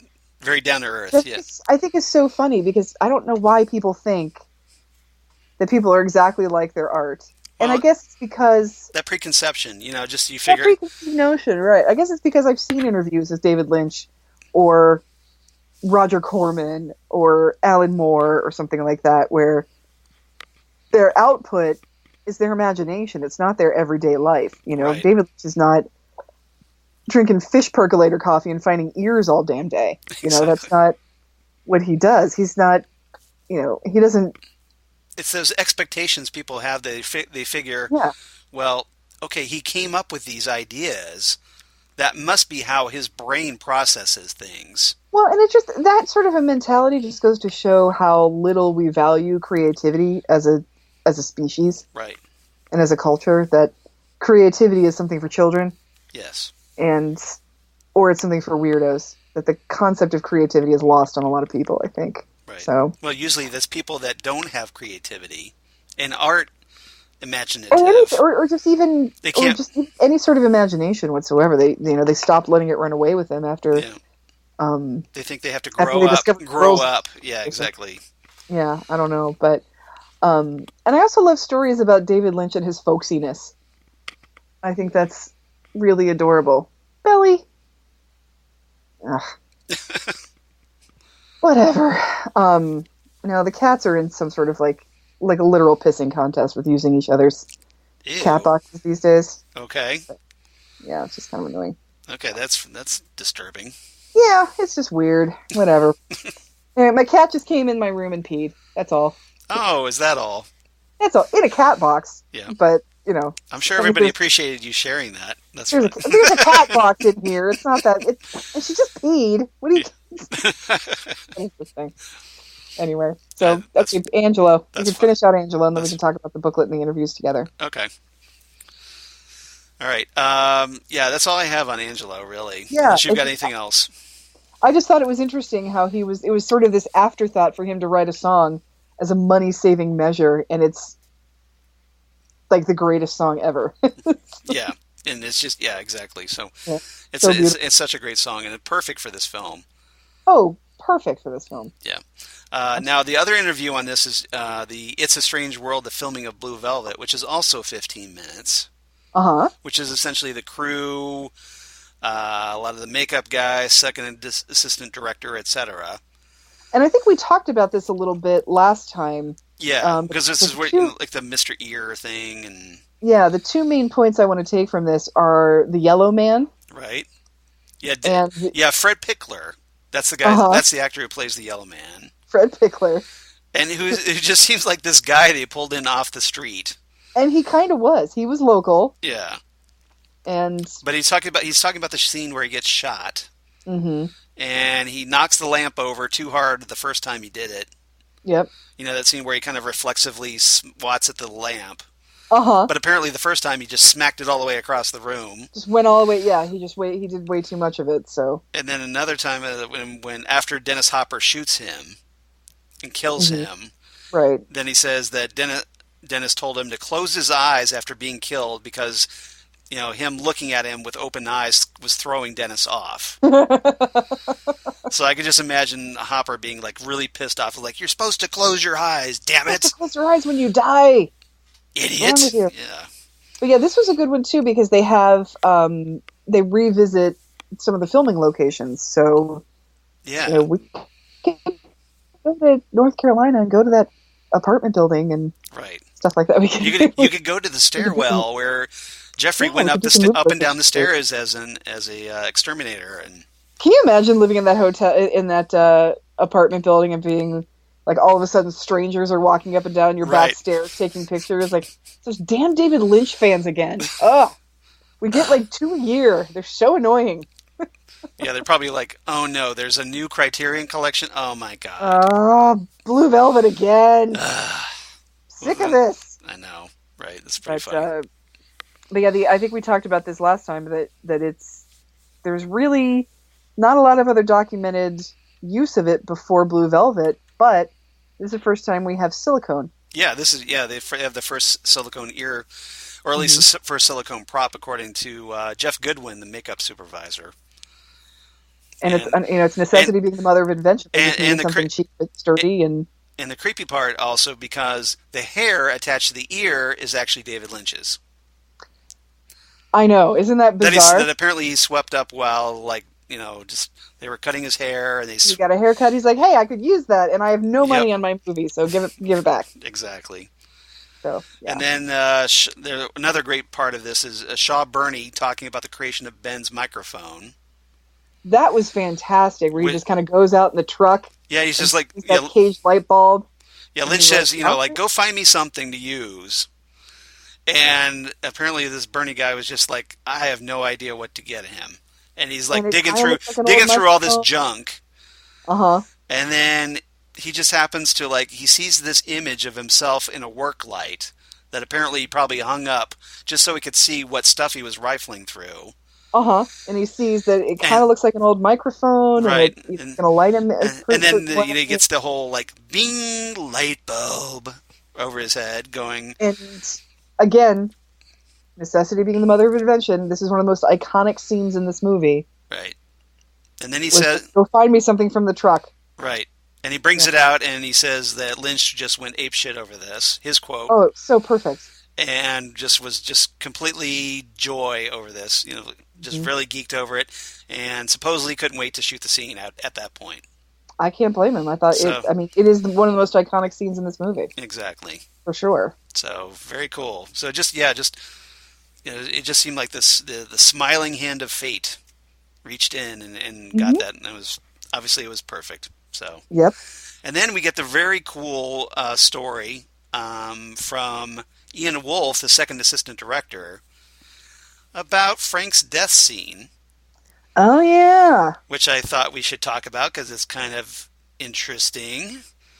I think we should. where apparently Lynch wanted real brain matter for the floor of that scene. So where did he... Just go down to the butcher shop and ask for that and don't get on an FBI list. Yeah, exactly. So, brain matter, go figure, is a little hard to come by. Mm-hmm. I'm sure it's on every street corner. It's not like Young Frankenstein where you could just, go down and go through the abnormal section. I ain't got nobody. And nobody's got me. Yeah-da-da-da. I love that scene. In 2019, I'm sure you can get brain matter in any corner store, but in 1985, it was a little hard to come by. That's true. They haven't quite developed the field of harvesting yet. Yeah. So, apparently the brain was shipped from West Germany to Wilmington.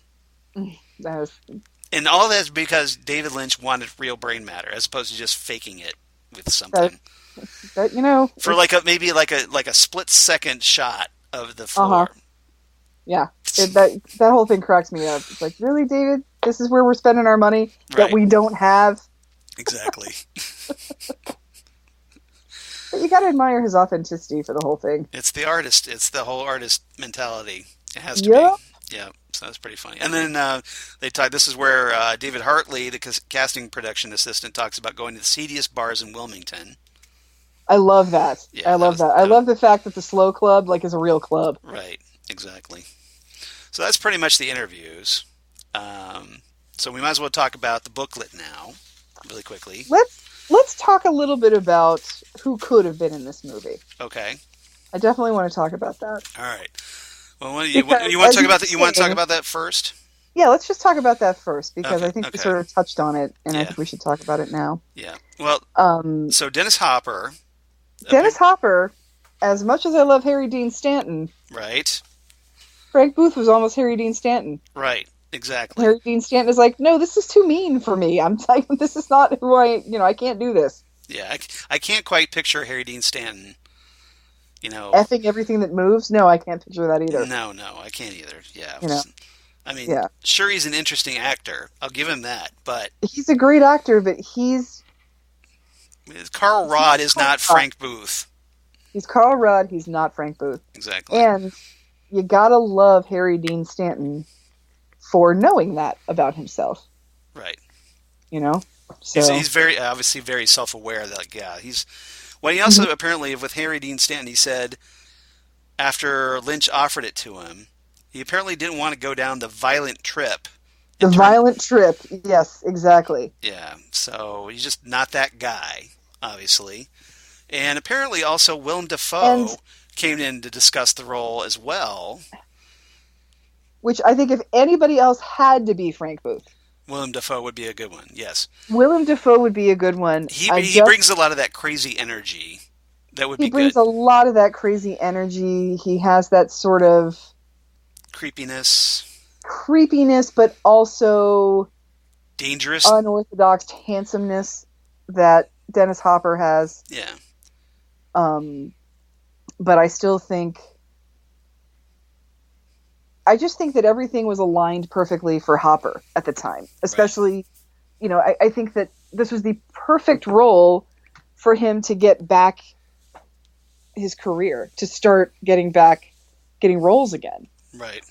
Because everybody...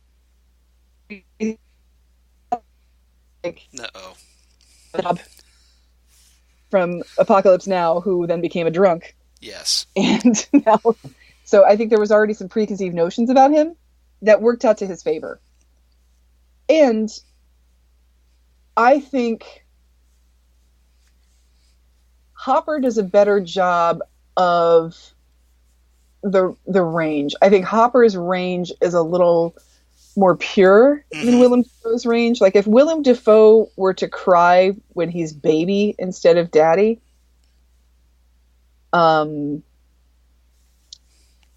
I feel like it would look like Willem Dafoe crying. Oh, I see what you're saying. Like a crazy grown-up crying. Right. It wouldn't be the character. It would be the actor. Or even just the character. Like it's the crazy adult crying where I feel like when Hopper does it, he's really regressing. Okay. He's regressing to those that emotional state. Yeah, I think he's a little more versatile than Okay. Defoe's. Okay, you think he has more range?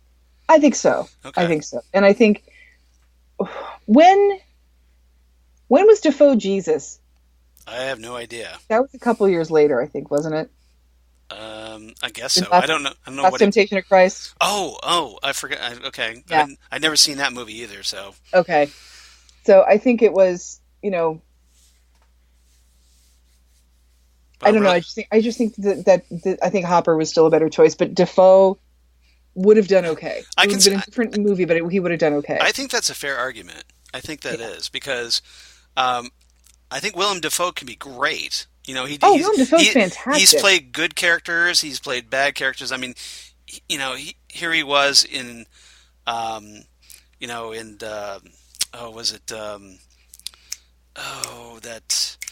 trying to remember the Pixar movie he was in. What am I remembering? I'm trying to remember which one it was. He's in a Pixar movie? Finding Nemo. Yeah, he played in Finding Nemo. I completely forgot about that. Yeah, Willem Nemo, because he's the guy that he does the they go through the whole that kind of like they're in the tank and in the dentist office. He's in the doctor's office. He's one of the fish. He's like the leader of the group, and they do go the whole big, the shark bait, hoo ha ha, the Mount Wanahakalugi. That's right. Bit. That's that guy. That's Willem Dafoe. I forgot all about that. That's Willem Dafoe, and he's done stuff like that. But then he's also done like Harry or Norman Osborn, the Green Goblin, and Spider-Man, and all kinds of other Boondock Saints, and Wild at Heart. So. Oh yeah. So he's obviously a very versatile actor, but I can kind of see where you're coming from. Exactly. I just think Hopper is so. And history is 2020. Hindsight's 2020. We know that this is the best. This movie is what it is, and it's perfect in itself. It would have been completely different, but I think Hopper was just. Yeah. Hopper added a crazy that was a little more versatile of a crazy. He was born for this role. I definitely think so. Yeah. The same way I think Kyle MacLachlan, the role he was born to play is Dale Cooper. Right. It's his definitive role. That is his absolute definitive role. Yeah. And Hopper, I wouldn't necessarily call this his definitive role, but it's up there. Yeah. It's a top 5. Yeah, it's definitely a top 5. I think it would be between this and like Apocalypse Now or Easy Rider. Easy Rider, yeah. I think probably most people would say Easy Rider. Yeah.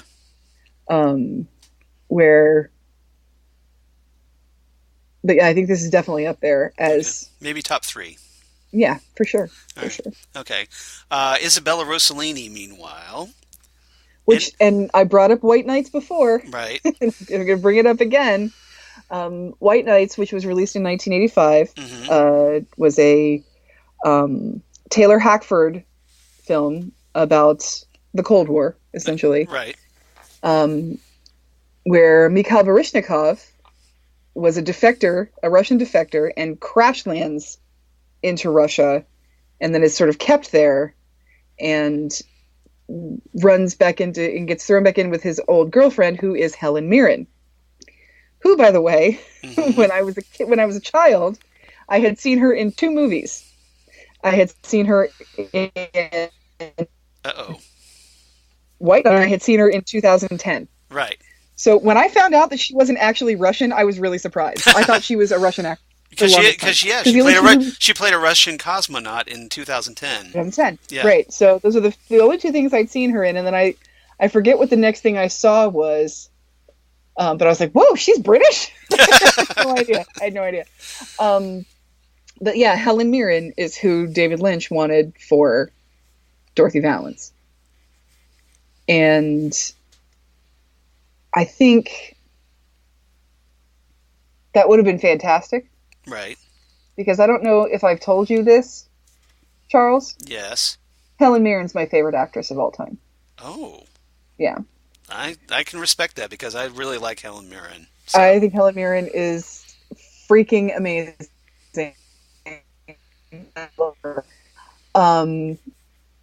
And So as much as I think she would have been fantastic, I think Isabella is a little darker and a little more striking. She's more. I think she's better for a David Lynch film. She's got kind of an edge to her. And by this point, Helen Mirren, there's something about the Isabella Rossellini clean slate that was her as a performer. You know, because Helen Mirren, we'd seen her since, you know, the early 70s. Right. You know, and Helen Mirren, she wasn't, you know, I'm not saying Helen Mirren was old, but she was older. Mm-hmm. So I get the feeling that a character like, that this character as Helen Mirren, I might believe that as a lounge singer, she might have seen more shit than Isabella Rossellini has seen. Right. Whereas I feel like Isabella Rossellini, her character seems like she is doing what she can to hold herself together, but there's a vulnerability to her that I don't know that I would have believed as much with a Helen Mirren. Yeah. Not believed as much, but I think it's more well done with somebody as fresh-faced as Isabella Rossellini was at the time. Well, and I think there's that kind of, with Isabella, at least in this movie, you know, Dorothy needs to be a little emotionally unstable. A little bit. And while obviously Helen Mirren's capable of playing that, I think it's much more believable from Isabella Rossellini. I think so too. I think because we have no expectations of her at this point. Right. You know, and she's such a striking person, and like you said, she looks like her mother. Yeah.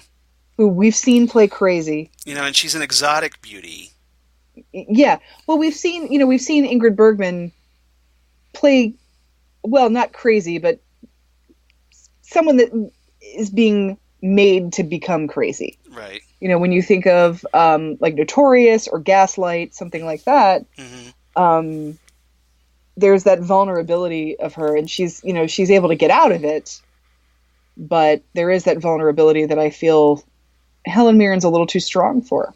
And as much as I love her, and I'll watch anything with Helen Mirren. You know, she's amazing. But I just think that this was definitely a better choice. Yeah, I totally agree. We get the story that apparently she was cast purely by chance, excuse me. Mm-hmm. She was working, I guess, or not working, but she was at a place called, she was at apparently Dino De Laurentiis, and I think this was Raffaella De Laurentiis' ex-husband. Right. He was there, and he had a restaurant named Allo Allo in New York, and she was there with some girlfriends and Raffaella's ex-husband. That's it. And they pushed their tables together which allowed Isabella to talk to David Lynch. Right. It's like they just ran into each other at dinner. Yeah. And they were with people. David Lynch was with somebody that knew one of the people that Isabella was with. And so they were like, oh, hey, nice to see you here. And they got to talking, and that's how it happened. Yeah. So, and they apparently were talking about Lynch casting Blue Velvet, and then apparently he sent her the script the next day with a note that said, maybe you'd like to read for the part. And she was just blown away by the script. And so obviously he had her eye on her at that point. Right. After talking with her. And then she went and asked Marty Scorsese. Marty. You know, Marty, that's what she refers to him. Martin, who was her husband from 1979 to 1982. They were married briefly in the 80s. Yeah, exactly. Everybody was married to everybody at some point in this in Hollywood land. Asked him about Lynch, and then he told her to go see Eraserhead because he admired Lynch as a director. Martin Scorsese is a film nerd. So if you get Scorsese's seal of approval, I say you're gold. Yeah, you just do it. Yeah. So I thought that was interesting. So apparently, just one of those things is like, hey, do you go like to the hip restaurant that all the Hollywood types go to? And So it's who you know, or at least Yeah, that's the thing. where Or where to who's go, where to dressing hang at out, the same or time where as you. yeah, or where to hang out so you can Uh-huh. and let the stars align as they do. So Yep. yep. So I thought that was interesting. Some other things about the booklet. Some interesting things, I think, were MacLachlan talking about being intimidated about getting undressed in front of Isabella Rossellini. I can And the totally whole imagine that. and the whole scene of pretending to hit her, which obviously wasn't his thing. No, and I love Kyle for that. That he talks about how incredibly uncomfortable that can actually be. Right. So, as it should be for decent humans. Right. Exactly. You would hope anyway. We talked about the spectators watching the nude scene, so we don't need to go into that. Apparently, after the first time the film was screened, Dino De Laurentiis said no one would want to distribute the film. So he's like, screw it. I'm going to form my own distribution company and do it myself. Hey, you got to do it. Sometimes when you want it done right, you got to do it yourself. Yeah. And this was after, apparently, he'd financed the movie, brought in Fred Caruso, who got the budget down from $10 million to $4 million. And this is where I talked about that the deal was made that if Lynch made the movie for less money, Dino wouldn't tell him what to do. David liked the idea, but Fred didn't even understand the script. Yeah, that's the thing. And so this is a strange story, and it's not what you think of. Up until now, like I said, weird movies took place in big cities, not in small towns. Yeah. So it's a different one. Yeah, and they said that the previous screenings for the film went badly, with people walking out and bad comment cards. Dino, however, decided, they're crazy, and he refused to cut a single frame, so that's to his credit. Dino's been around, and Dino knows what's right in movies. Talk about another film nerd is Dino, for sure. Right. And obviously, yeah, so if this had been in the hands of any other producer, probably wouldn't have gotten that film. No. And it probably wouldn't be the classic that it is. Right, exactly. And then, of course, they talk about Roger Ebert hating the film. Roger Ebert. And accusing Lynch of misogyny. I mean, I have a lot of opinions on this. Being female, I have opinions. Right. And right. You're probably in a better position to talk about this than I am. I guess I just feel like when the person doing bad things to a woman is the antagonist, I'm okay with that. He's not the protagonist. Right. I don't want, like this is not like a Luke and Laura situation here, okay? I think, Luke and Laura are like the perfect example of freaking Stockholm Syndrome that I've ever seen. He rapes her, and then a couple of years later they get married. Okay. This would be Luke and Laura on General Hospital. Luke and Laura on General Hospital, yes. Where he is so obsessed with her and loves her so much that he can't stand it, that he rapes her, and then that's what makes her realize how much he loves her, and now they're married. And, thank God they're divorced now, but whatever. Yeah, well, and then they got, he became the hero. Because when they did that whole Ice Princess oh my God storyline with Scorpio, I actually watched it at that point. I thought that was cool. Oh yeah, because it had this cool spy thing going on to it. And I love you, Anthony Geary. I love you, Jeannie Francis, but I do not like those writers. And Jeannie Francis, who is, by the way, the wife of No, Jonathan Frakes. Really? Yeah. That's right. That's right. Jonathan Frakes. Now that you mention that, I do remember that. You're right. Oh my God. I haven't thought about that in years. I read some interview where he was asked who his favorite actress was. Yeah. He said Jeannie Francis, and I'm like, you are adorable, Jonathan Frakes, and I love you. Anyway, he would have probably gotten in so much trouble had he not said that. Oh well, still, I mean, my God. Yeah. The thing is, when you have I think it was like North and South. They got hooked up. One of the North and South. Yeah, it was North. Miniseries. That's when they hooked up. When you have bad things happening to women, Mm-hmm. You could maybe say that it's a bit of a facile bit of storytelling, Right. because bad things always happen to women, and the concept of women needing to be rescued, things like that. Yes, that is a valid point. I agree, but at the same time, when what you have is an antagonist doing this stuff, Right. I think what you have is you're making a point about how there are terrible people in the world, and this is how you know that they're terrible. And even in this movie, Jeffrey says that, why are there people like Frank? Why do there have to be people like Frank in this world? Because he's just upset that horrible things are happening. And even when Jeffrey does bad to Dorothy Vallens, he's uncomfortable with it. He's doing it because she tells him to. And so it's very... The bad things that happen to Dorothy Vallens are not things that we approve of, shall we say. So it's not like we're supposed to think, oh, this is the good thing. And I've had this discussion with comic books lately too. There was recently, a couple of years ago, there was a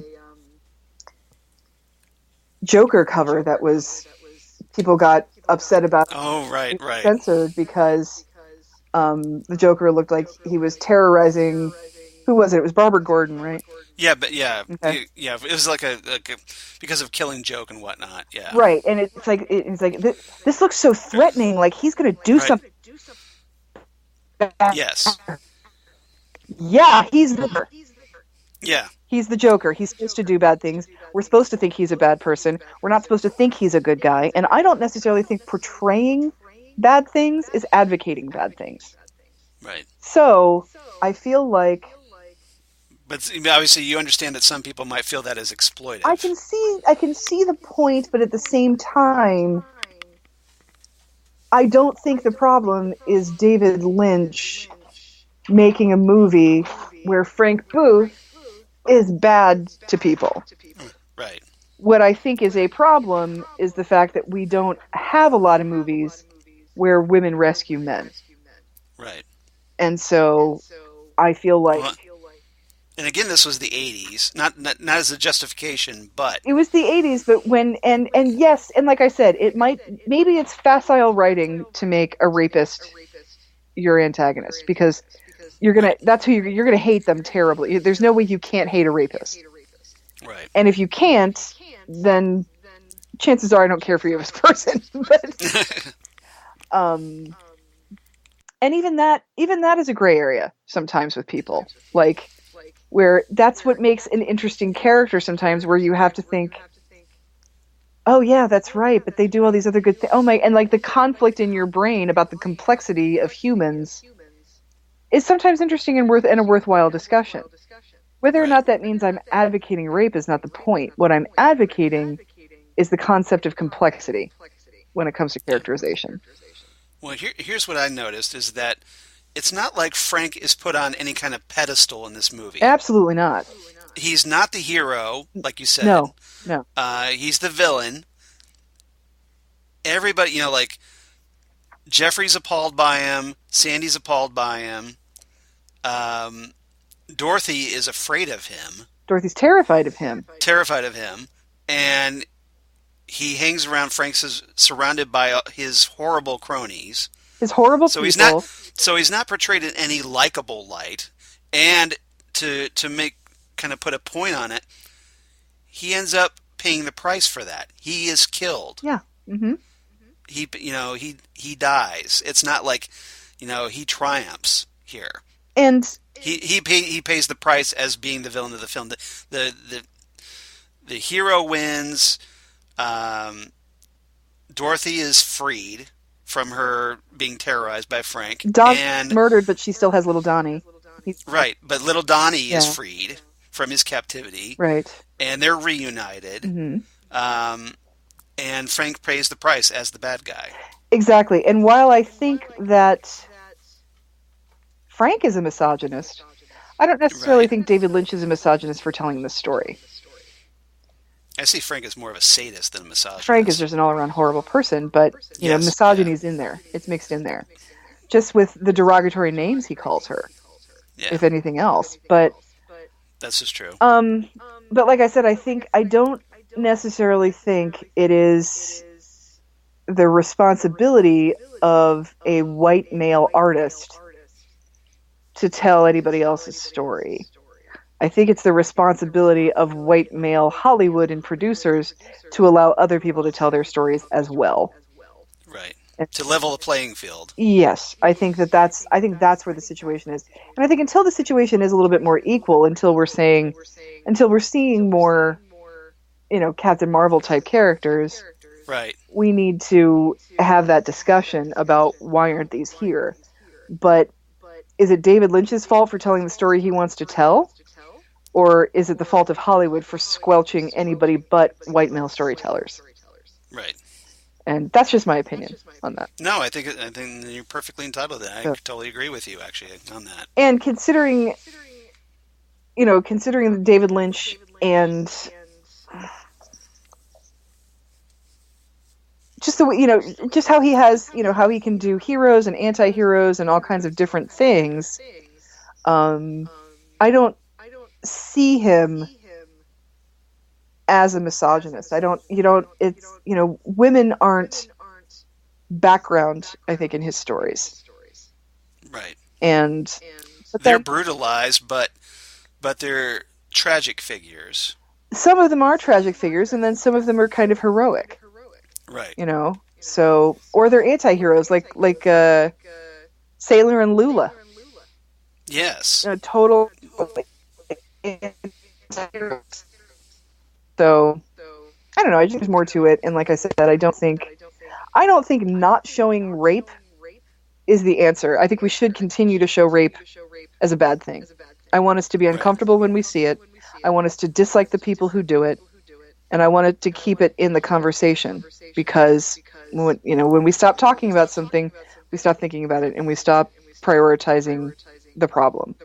So right, you shouldn't be keeping uncomfortable subject matter in the shadows. You should be shining a light on it. Shine a light on the unsavory parts of our culture. Right. So and David Lynch is great at that. David Lynch is great at that. And he shines and on some terrible, terrible, terrible things. Right. It's like, well, his whole, especially with this film, Blue Velvet, everything isn't like sunny red, white, and blue Americana. There's a darkness in there, and that's what Lynch explores in this film. And that's what Lynch explores in this movie. And you have torture, you have murder, you have kidnapping, you have rape, you have blackmail. Mm-hmm. I mean, Frank's doing it all. There's no redeeming. He's a pretty well-rounded villain. He's a well-rounded villain, yeah. But what's interesting about him is you're not rooting for him, but you are fascinated by him. Right. You're happy when he dies, but you were fascinated by him the whole time you were watching him. So there's that. All right. Well, I thought that was a really interesting way for us to wrap up our discussion. Don't you? I think so too. I think I definitely think that, like I said, there's a lot of crossover from the booklet and the interviews. Yeah. But they're both very interesting. The booklet is worth it to read. It's a very interesting read. Some great still photos in there. All these things kind of present a very interesting picture of this film. It does. And the deleted scenes, like we said before. Now, I will say, if you watch the deleted scenes, mm-hmm. you start to wonder a little bit about Jeffrey being a little bit of a sociopath, possibly, because of voyeurness and how he only stops something when it becomes necessary for him to stop it. For him, not for the girl who's having trouble. Right. In that, in the boiler room that inexplicably has a mattress in it. But to be fair, that scene was cut. That scene was cut. Yes, exactly. So, I think it just kind of gives you more insight, but I think it's not the official version. As a voyeur more than anything, and to set up how Jeffrey is sort of fascinated by the fact that there's terrible people in the world, even though he's horrified by it. I think he's a little bit fascinated by it. Right. It makes him a little more redeemable. Without it, he's definitely more redeemable, for sure. Yeah, So. yeah. Or likable, at least, I Yep. should say. All right. Now, I guess, is there anything else you want to talk about before we wrap up? Or Well, I don't want to just, like, cut and run. I don't think you guys should listen to Charles. I think you should look at the color bars when you get this Blu-ray. You need to look at the color bars. You need to look The at the test chart patterns. you're talking Yeah. about. Yes. You'll enjoy that. But Well, no, I think I'm sure everybody is with you on not listening to me. So that's a given, right? No, I'm just saying there's Criterion tradition, you got to keep up with Okay. it. But no, All I think we sort of hit the high points of a lot of those interviews, and a lot of the interviews Right. sort of go a little bit in more depth with a lot of the stuff that we saw in that behind the scenes. And we didn't even talk about the Mysteries of Love documentary. So that could be like a whole different episode. Yeah. So you're on your own there, probably. Right, that's the thing. So. All right, but I think we covered enough. We devoted 2 episodes to this. 2 episodes in like 3.5 hours. I know. Right. That's the thing. So you're going to get your money's worth. Exactly. What do you expect for free? So. What do you want for nothing? What do you want for nothing? Yeah, exactly. Rubber biscuit. Yes. Yep. All right. Now, before we sign off, we do have some email that I wanted to share. My favorite. So, new writer to Ghostwood, or at least maybe a new listener, hopefully. Long-time listener, first-time writer. All right. Mark Z. I'm going to call him Mark Z, even though he gave his last name in his email, at least in his email address. Is it Zuckerberg? Is Zuckerberg listening to us? No, it's not. It's not Zuckerberg. All right. But he writes in. He basically had a question about. Actually, Charles, I think Zuckerberg is in fact listening to us right now. This is true because we both have Facebook accounts. That's right. So I think he's actually spying on us right now. You're probably right about that. Okay, I stand corrected. So this Mark Z wrote to us initially, going, he goes, "Hi, the music," or he said he wanted to basically to know what our opening song was to our podcast. Oh, that is all Charles.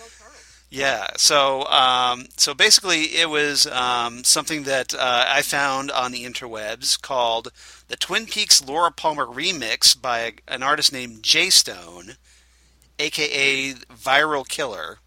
All right. And I thought that was pretty cool, and ran it past Xan, and she seemed to like it. So he had a question about that, so I shared that with him. And then he wrote back. And he said, "Thank you much. I'm trying to leave you a 5-star review on iTunes. Well, so cheers for that." And he says, "I also like the personal stuff about you two and everything about your show." Thank you which so I thought was much, Mark. Really nice. Yeah, I appreciate that you like the way we kind of bring a little personal insight to what our ramblings. Yeah, we try to bring in our own perspective and our own experiences. Right.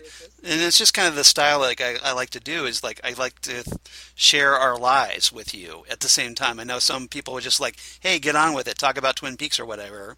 We're getting there. We're getting there. But yeah, we get there, and if you don't like it, there's always the fast forward button, right? That's right. You can skip ahead every 15 seconds. Exactly. So, but hopefully you like it. Hopefully you find it entertaining. Mark Z did. And then he says, here's to Twin Peaks Season 4, right? Yeah, let's go with that. Heck yeah! He goes, let's rock.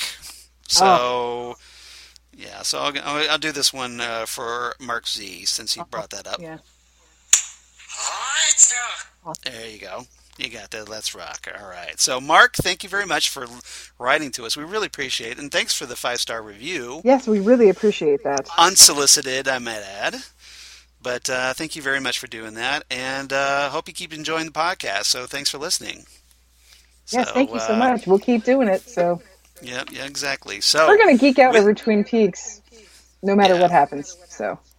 Well, here's my question now. What are we going to geek about next time? Because we've spent 2 episodes now talking about Blue Velvet. Guessing we should probably talk about something else. So, what do you want to talk about next time? I want to start audio commentary on The Return. Ooh, okay. That's what I'd like to do. Now, do we want to do part 1 and part 2 back to back? like we did when we watched the pilot or that first part 1 and part 2 together, or do we want to do just part 1? You want to think that over? Yeah, let's think that over, because I think we could Okay. probably I really mean, go it'd pretty obviously be long if we did shorter this if we together. just did part 1. Yeah. But there was all that from, the flip side of that argument is that it just seemed to end so perfectly by tacking on part 2 Yeah. with the chromatics, Right. shadow. Right. Which is like the greatest song of the last 5 years. It's yeah, exactly. I love that song so much. Yeah. That I was like, yeah, that's this is like it's like, okay, this is like Julie Cruz, The Next Generation. Oh, so good. And I have bought so much chromatics and Johnny Jewel since then. Like that's all I've been buying. It's like, I'm sure Italians do it better. Yes. My home address by now, because you're probably putting a new wing on somebody's house. I'm just constantly buying whatever I can from them. So yeah, all right. So maybe we'll go ahead and do that then. So we'll figure out if we're going to do both part 1 and part 2, or we'll just do part 1. We'll figure that out. But at the very least, we're going to do part 1. Yeah, it sounds like. So we'll do that. So we're getting back to the Twin Peaks. Mm-hmm. Well, this was just a sort of a topical. Right. Well, there's obviously more David Lynch films we could talk about. I know Jesse has asked if we're going to ever do Dune. And I said, well, I hope so, because I want to talk Dune. But maybe someday. Come on, Criterion. So. Yeah, Criterion release would be nice. So yeah. Oh, when does Lost Highway come out? Speaking of which, Shout Factory. Well, is it Shout Factory that's doing Lost Highway? Yeah, and it's out. Is it out? Okay. It's out now. So yeah, if you want Lost Highway, I'm probably going to have to order it off Amazon because, hey, go figure, Target is not going to carry that, or Walmart. So you're going to have to go to. I don't think they're going to show up there very So I might have to order that off Amazon. Yeah, but I have a feeling that's going to be a little more difficult. Yeah, just saying. But so I guess we'll do that. We'll get back into the Twin Peaks, which I'm sure, hey, we're a Twin Peaks podcast, so yeah, let's do that. But we'll probably get to the other movies at some point down the road. Yeah, we probably will when we want to take a break, and we'll kind of fill that in. Plenty of things left to talk about. If you want to be like Mark Z and you want to reach us here at Ghostwood, please do. You can reach us at ghostwoodpodcast@gmail.com. That's ghostwoodpodcast@gmail.com. Please drop us a line like Mark did. Would love to hear from you. Or Twitter at Ghostwoodcast. Or Ghostwood, the Twin Peaks podcast on Facebook. Yep. So yeah, please check that out. It's like Ghostwood here. It's like Ghostwood here. I love that. So always great to hear from Audrey. Otherwise, Xan, where can they reach you on the interwebs? Well, I am on the Instagram, I think. Hopefully Instagram's back up by the time we record this. And the Twitters, on my handle on both is Udanax19. I'm also Xan Sprouse on Facebook, but that's a little more... it's a little more pathetic over there. I would just stick with my photos and my tweets. They're more interesting. Yeah, you got a pretty good like on Twitter not too long ago, didn't you? Like by a certain Simon Pegg, if I recall correctly. That's not actually Simon Pegg. Oh, it's not Simon Pegg? Not really Simon Pegg. I thought it was. Yeah. I thought it was. I was just like, oh, that would have been awesome. That would have been great. Yeah. Oh, yeah. I did give Kyle MacLachlan. Kyle MacLachlan recently did a picture of himself on a payphone. Yeah. And it says, "Cap, my picture, wrong answers only." So I did a couple of posts on that, and unfortunately I haven't gotten a response. But one of them was, I said, "You're on the phone with the Olympic Committee, trying to make sure that they know that there will never be an Olympics in Portland." So nice. Little Portlandia reference. Yeah, nice. Portlandia. All right. Cool. So yeah, please check Xan out, and please follow her, and please give her all the likes in the world because she's awesome. What about you, Charles? As for me, of course. Where can you get some likes? Hopefully, at Charles Skaggs on Twitter, at Charles Skaggs on the Insta.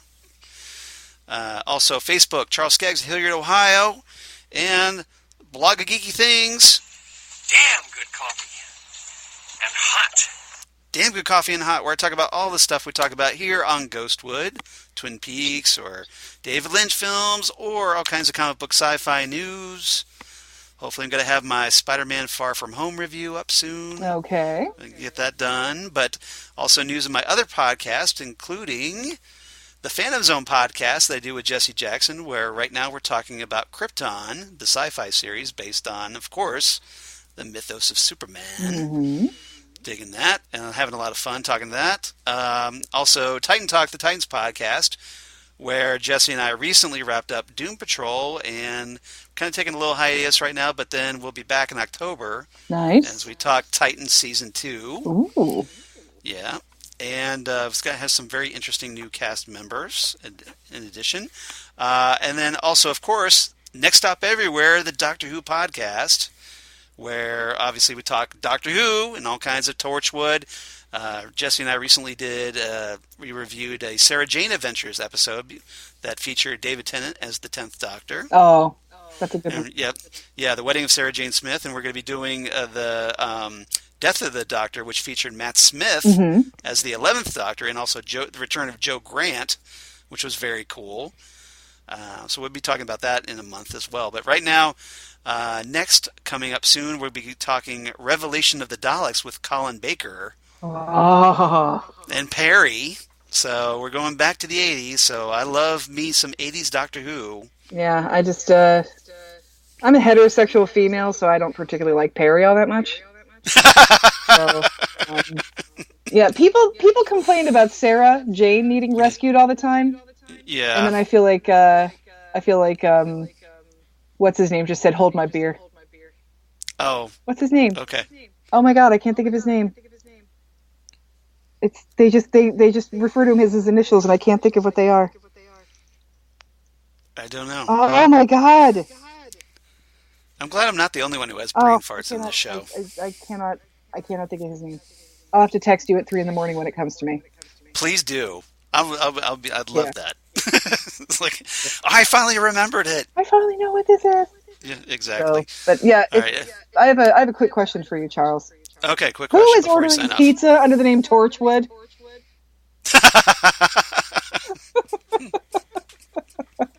Nice reference. Oh, Torchwood was so good. I loved Torchwood. Nice yeah. Oh, but John Barrowman is one of my... If you ever get the chance to go see John Barrowman at a convention, please do. Or on stage, or buy his records. He's just an amazing person, and he's so fun, and he just enjoys life so much. He is full of positive energy. And I'm so glad I've had the opportunity to meet him. Great person. First person to ever ask me if I was named after the drug Xanax. Nice. Nice. Yeah, all the love. I was talking about, what was it? Trying to figure who, never mind. I was thinking about something earlier and I totally, forgot it. So I just had my own brain fart. So never mind. Yeah, I can't think of what's his name, like the showrunner for Doctor Who in the 80s, and I can't think of his name. Oh, with initials? Yeah, with initials. You mean John Nathan Turner? J&T, yes, J&T. J&T, yes. Yeah. Okay, there you go. All right, we figured it out. Yes, we figured it out. Right. Yeah, J&T awesome. Is like, here, hold my beer. I'll show you somebody who's completely hapless. Here we go. Okay, I get it now. Now I know who you're talking. As soon as you said showrunner in the 80s, I'm like, okay, it has to be Turner. Yeah, it's Turner. I just could not think of it. I don't know what my problem was, but I couldn't think of it. That's okay. That's all right. We got there. We got there. We figured it out between the two of us. All right. So maybe we'll probably talk a little Stranger Things next time. Hopefully I'll have it watched by then. Charles, I got to do my homework. You should have it watched by later tonight. I got to do it. And obviously we're 2.5 hours left. I know. And obviously we're going to talk Twin Peaks. You're drinking tea. I think you're going to be fine. So we'll talk a little Stranger Things probably, but we also will talk Twin Peaks: The Return. It's been a while since we talked about Twin Peaks: The Return, so I'm kind of looking forward to that. I think, always good for a rewatch. The only TV show in the last decade that I've been as excited about, as excited about as The Return has been Stranger Things. Yeah. So I was. Because if The Return had been streaming, and had dropped at 3 a.m, You would have watched the whole thing. I would have taken the week off and watched the Yeah. entire thing. I probably would have been right there with you, honestly. I would be like, okay, You would I'd have like, come over the house. We would have set I, up air mattresses in my living room, and we would just I would watch have, television. I would have burned through all my, like, as many PTO days as it took. Seriously, yeah. We were just taking a week And- off of staycation. We would have just had one week-long slumber party and watched 18 hours of TV as much as possible. That would have been awesome. That would have been so great. And I probably would be divorced by now, but No, just saying. Lori, I have 2 cats. Lori would be happy to come over and watch an episode or 2. Oh, as long as you had, as long as you had she could play with your cats. Yeah, Lori, I'm She not would be saying happy. Lori's not welcome. I'm just saying she probably wouldn't want to be subjected to 18 hours of Twin Peaks: The Return. That's what I'm just saying. I was just like, I can't imagine Lori being okay with that. She'd have to have something else. She'd have to watch something else. Yeah, she's more than welcome. But she is by no means required. But I would have to go, honey, Zan asked if I wanted to hang out and watch 18 hours of Twin Peaks with her in a row. You want to do what? And I really, really want to do so. See ya. So, anyway. You can come too. You and Chris can watch something else. We'll set up another TV for you guys, and we're going to watch this. We've got a really comfortable chaise lounge in the studio. She could be down there with Chris. They could be watching something else, and we can be geeking out with the Twin Peaks. We'll be in the Twin Peaks room. You guys will be in the other room. It'll be all good. All right. Yeah, people can drop by whenever they have time.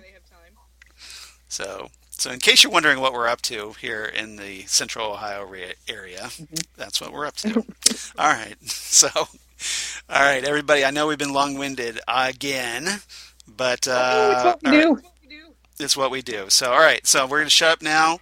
Everybody, come on back. We're going to talk Twin Peaks: The Return, Part 1, and we get back to our commentaries because we haven't done that yet for Twin Peaks: The Return. So this should be a lot of fun.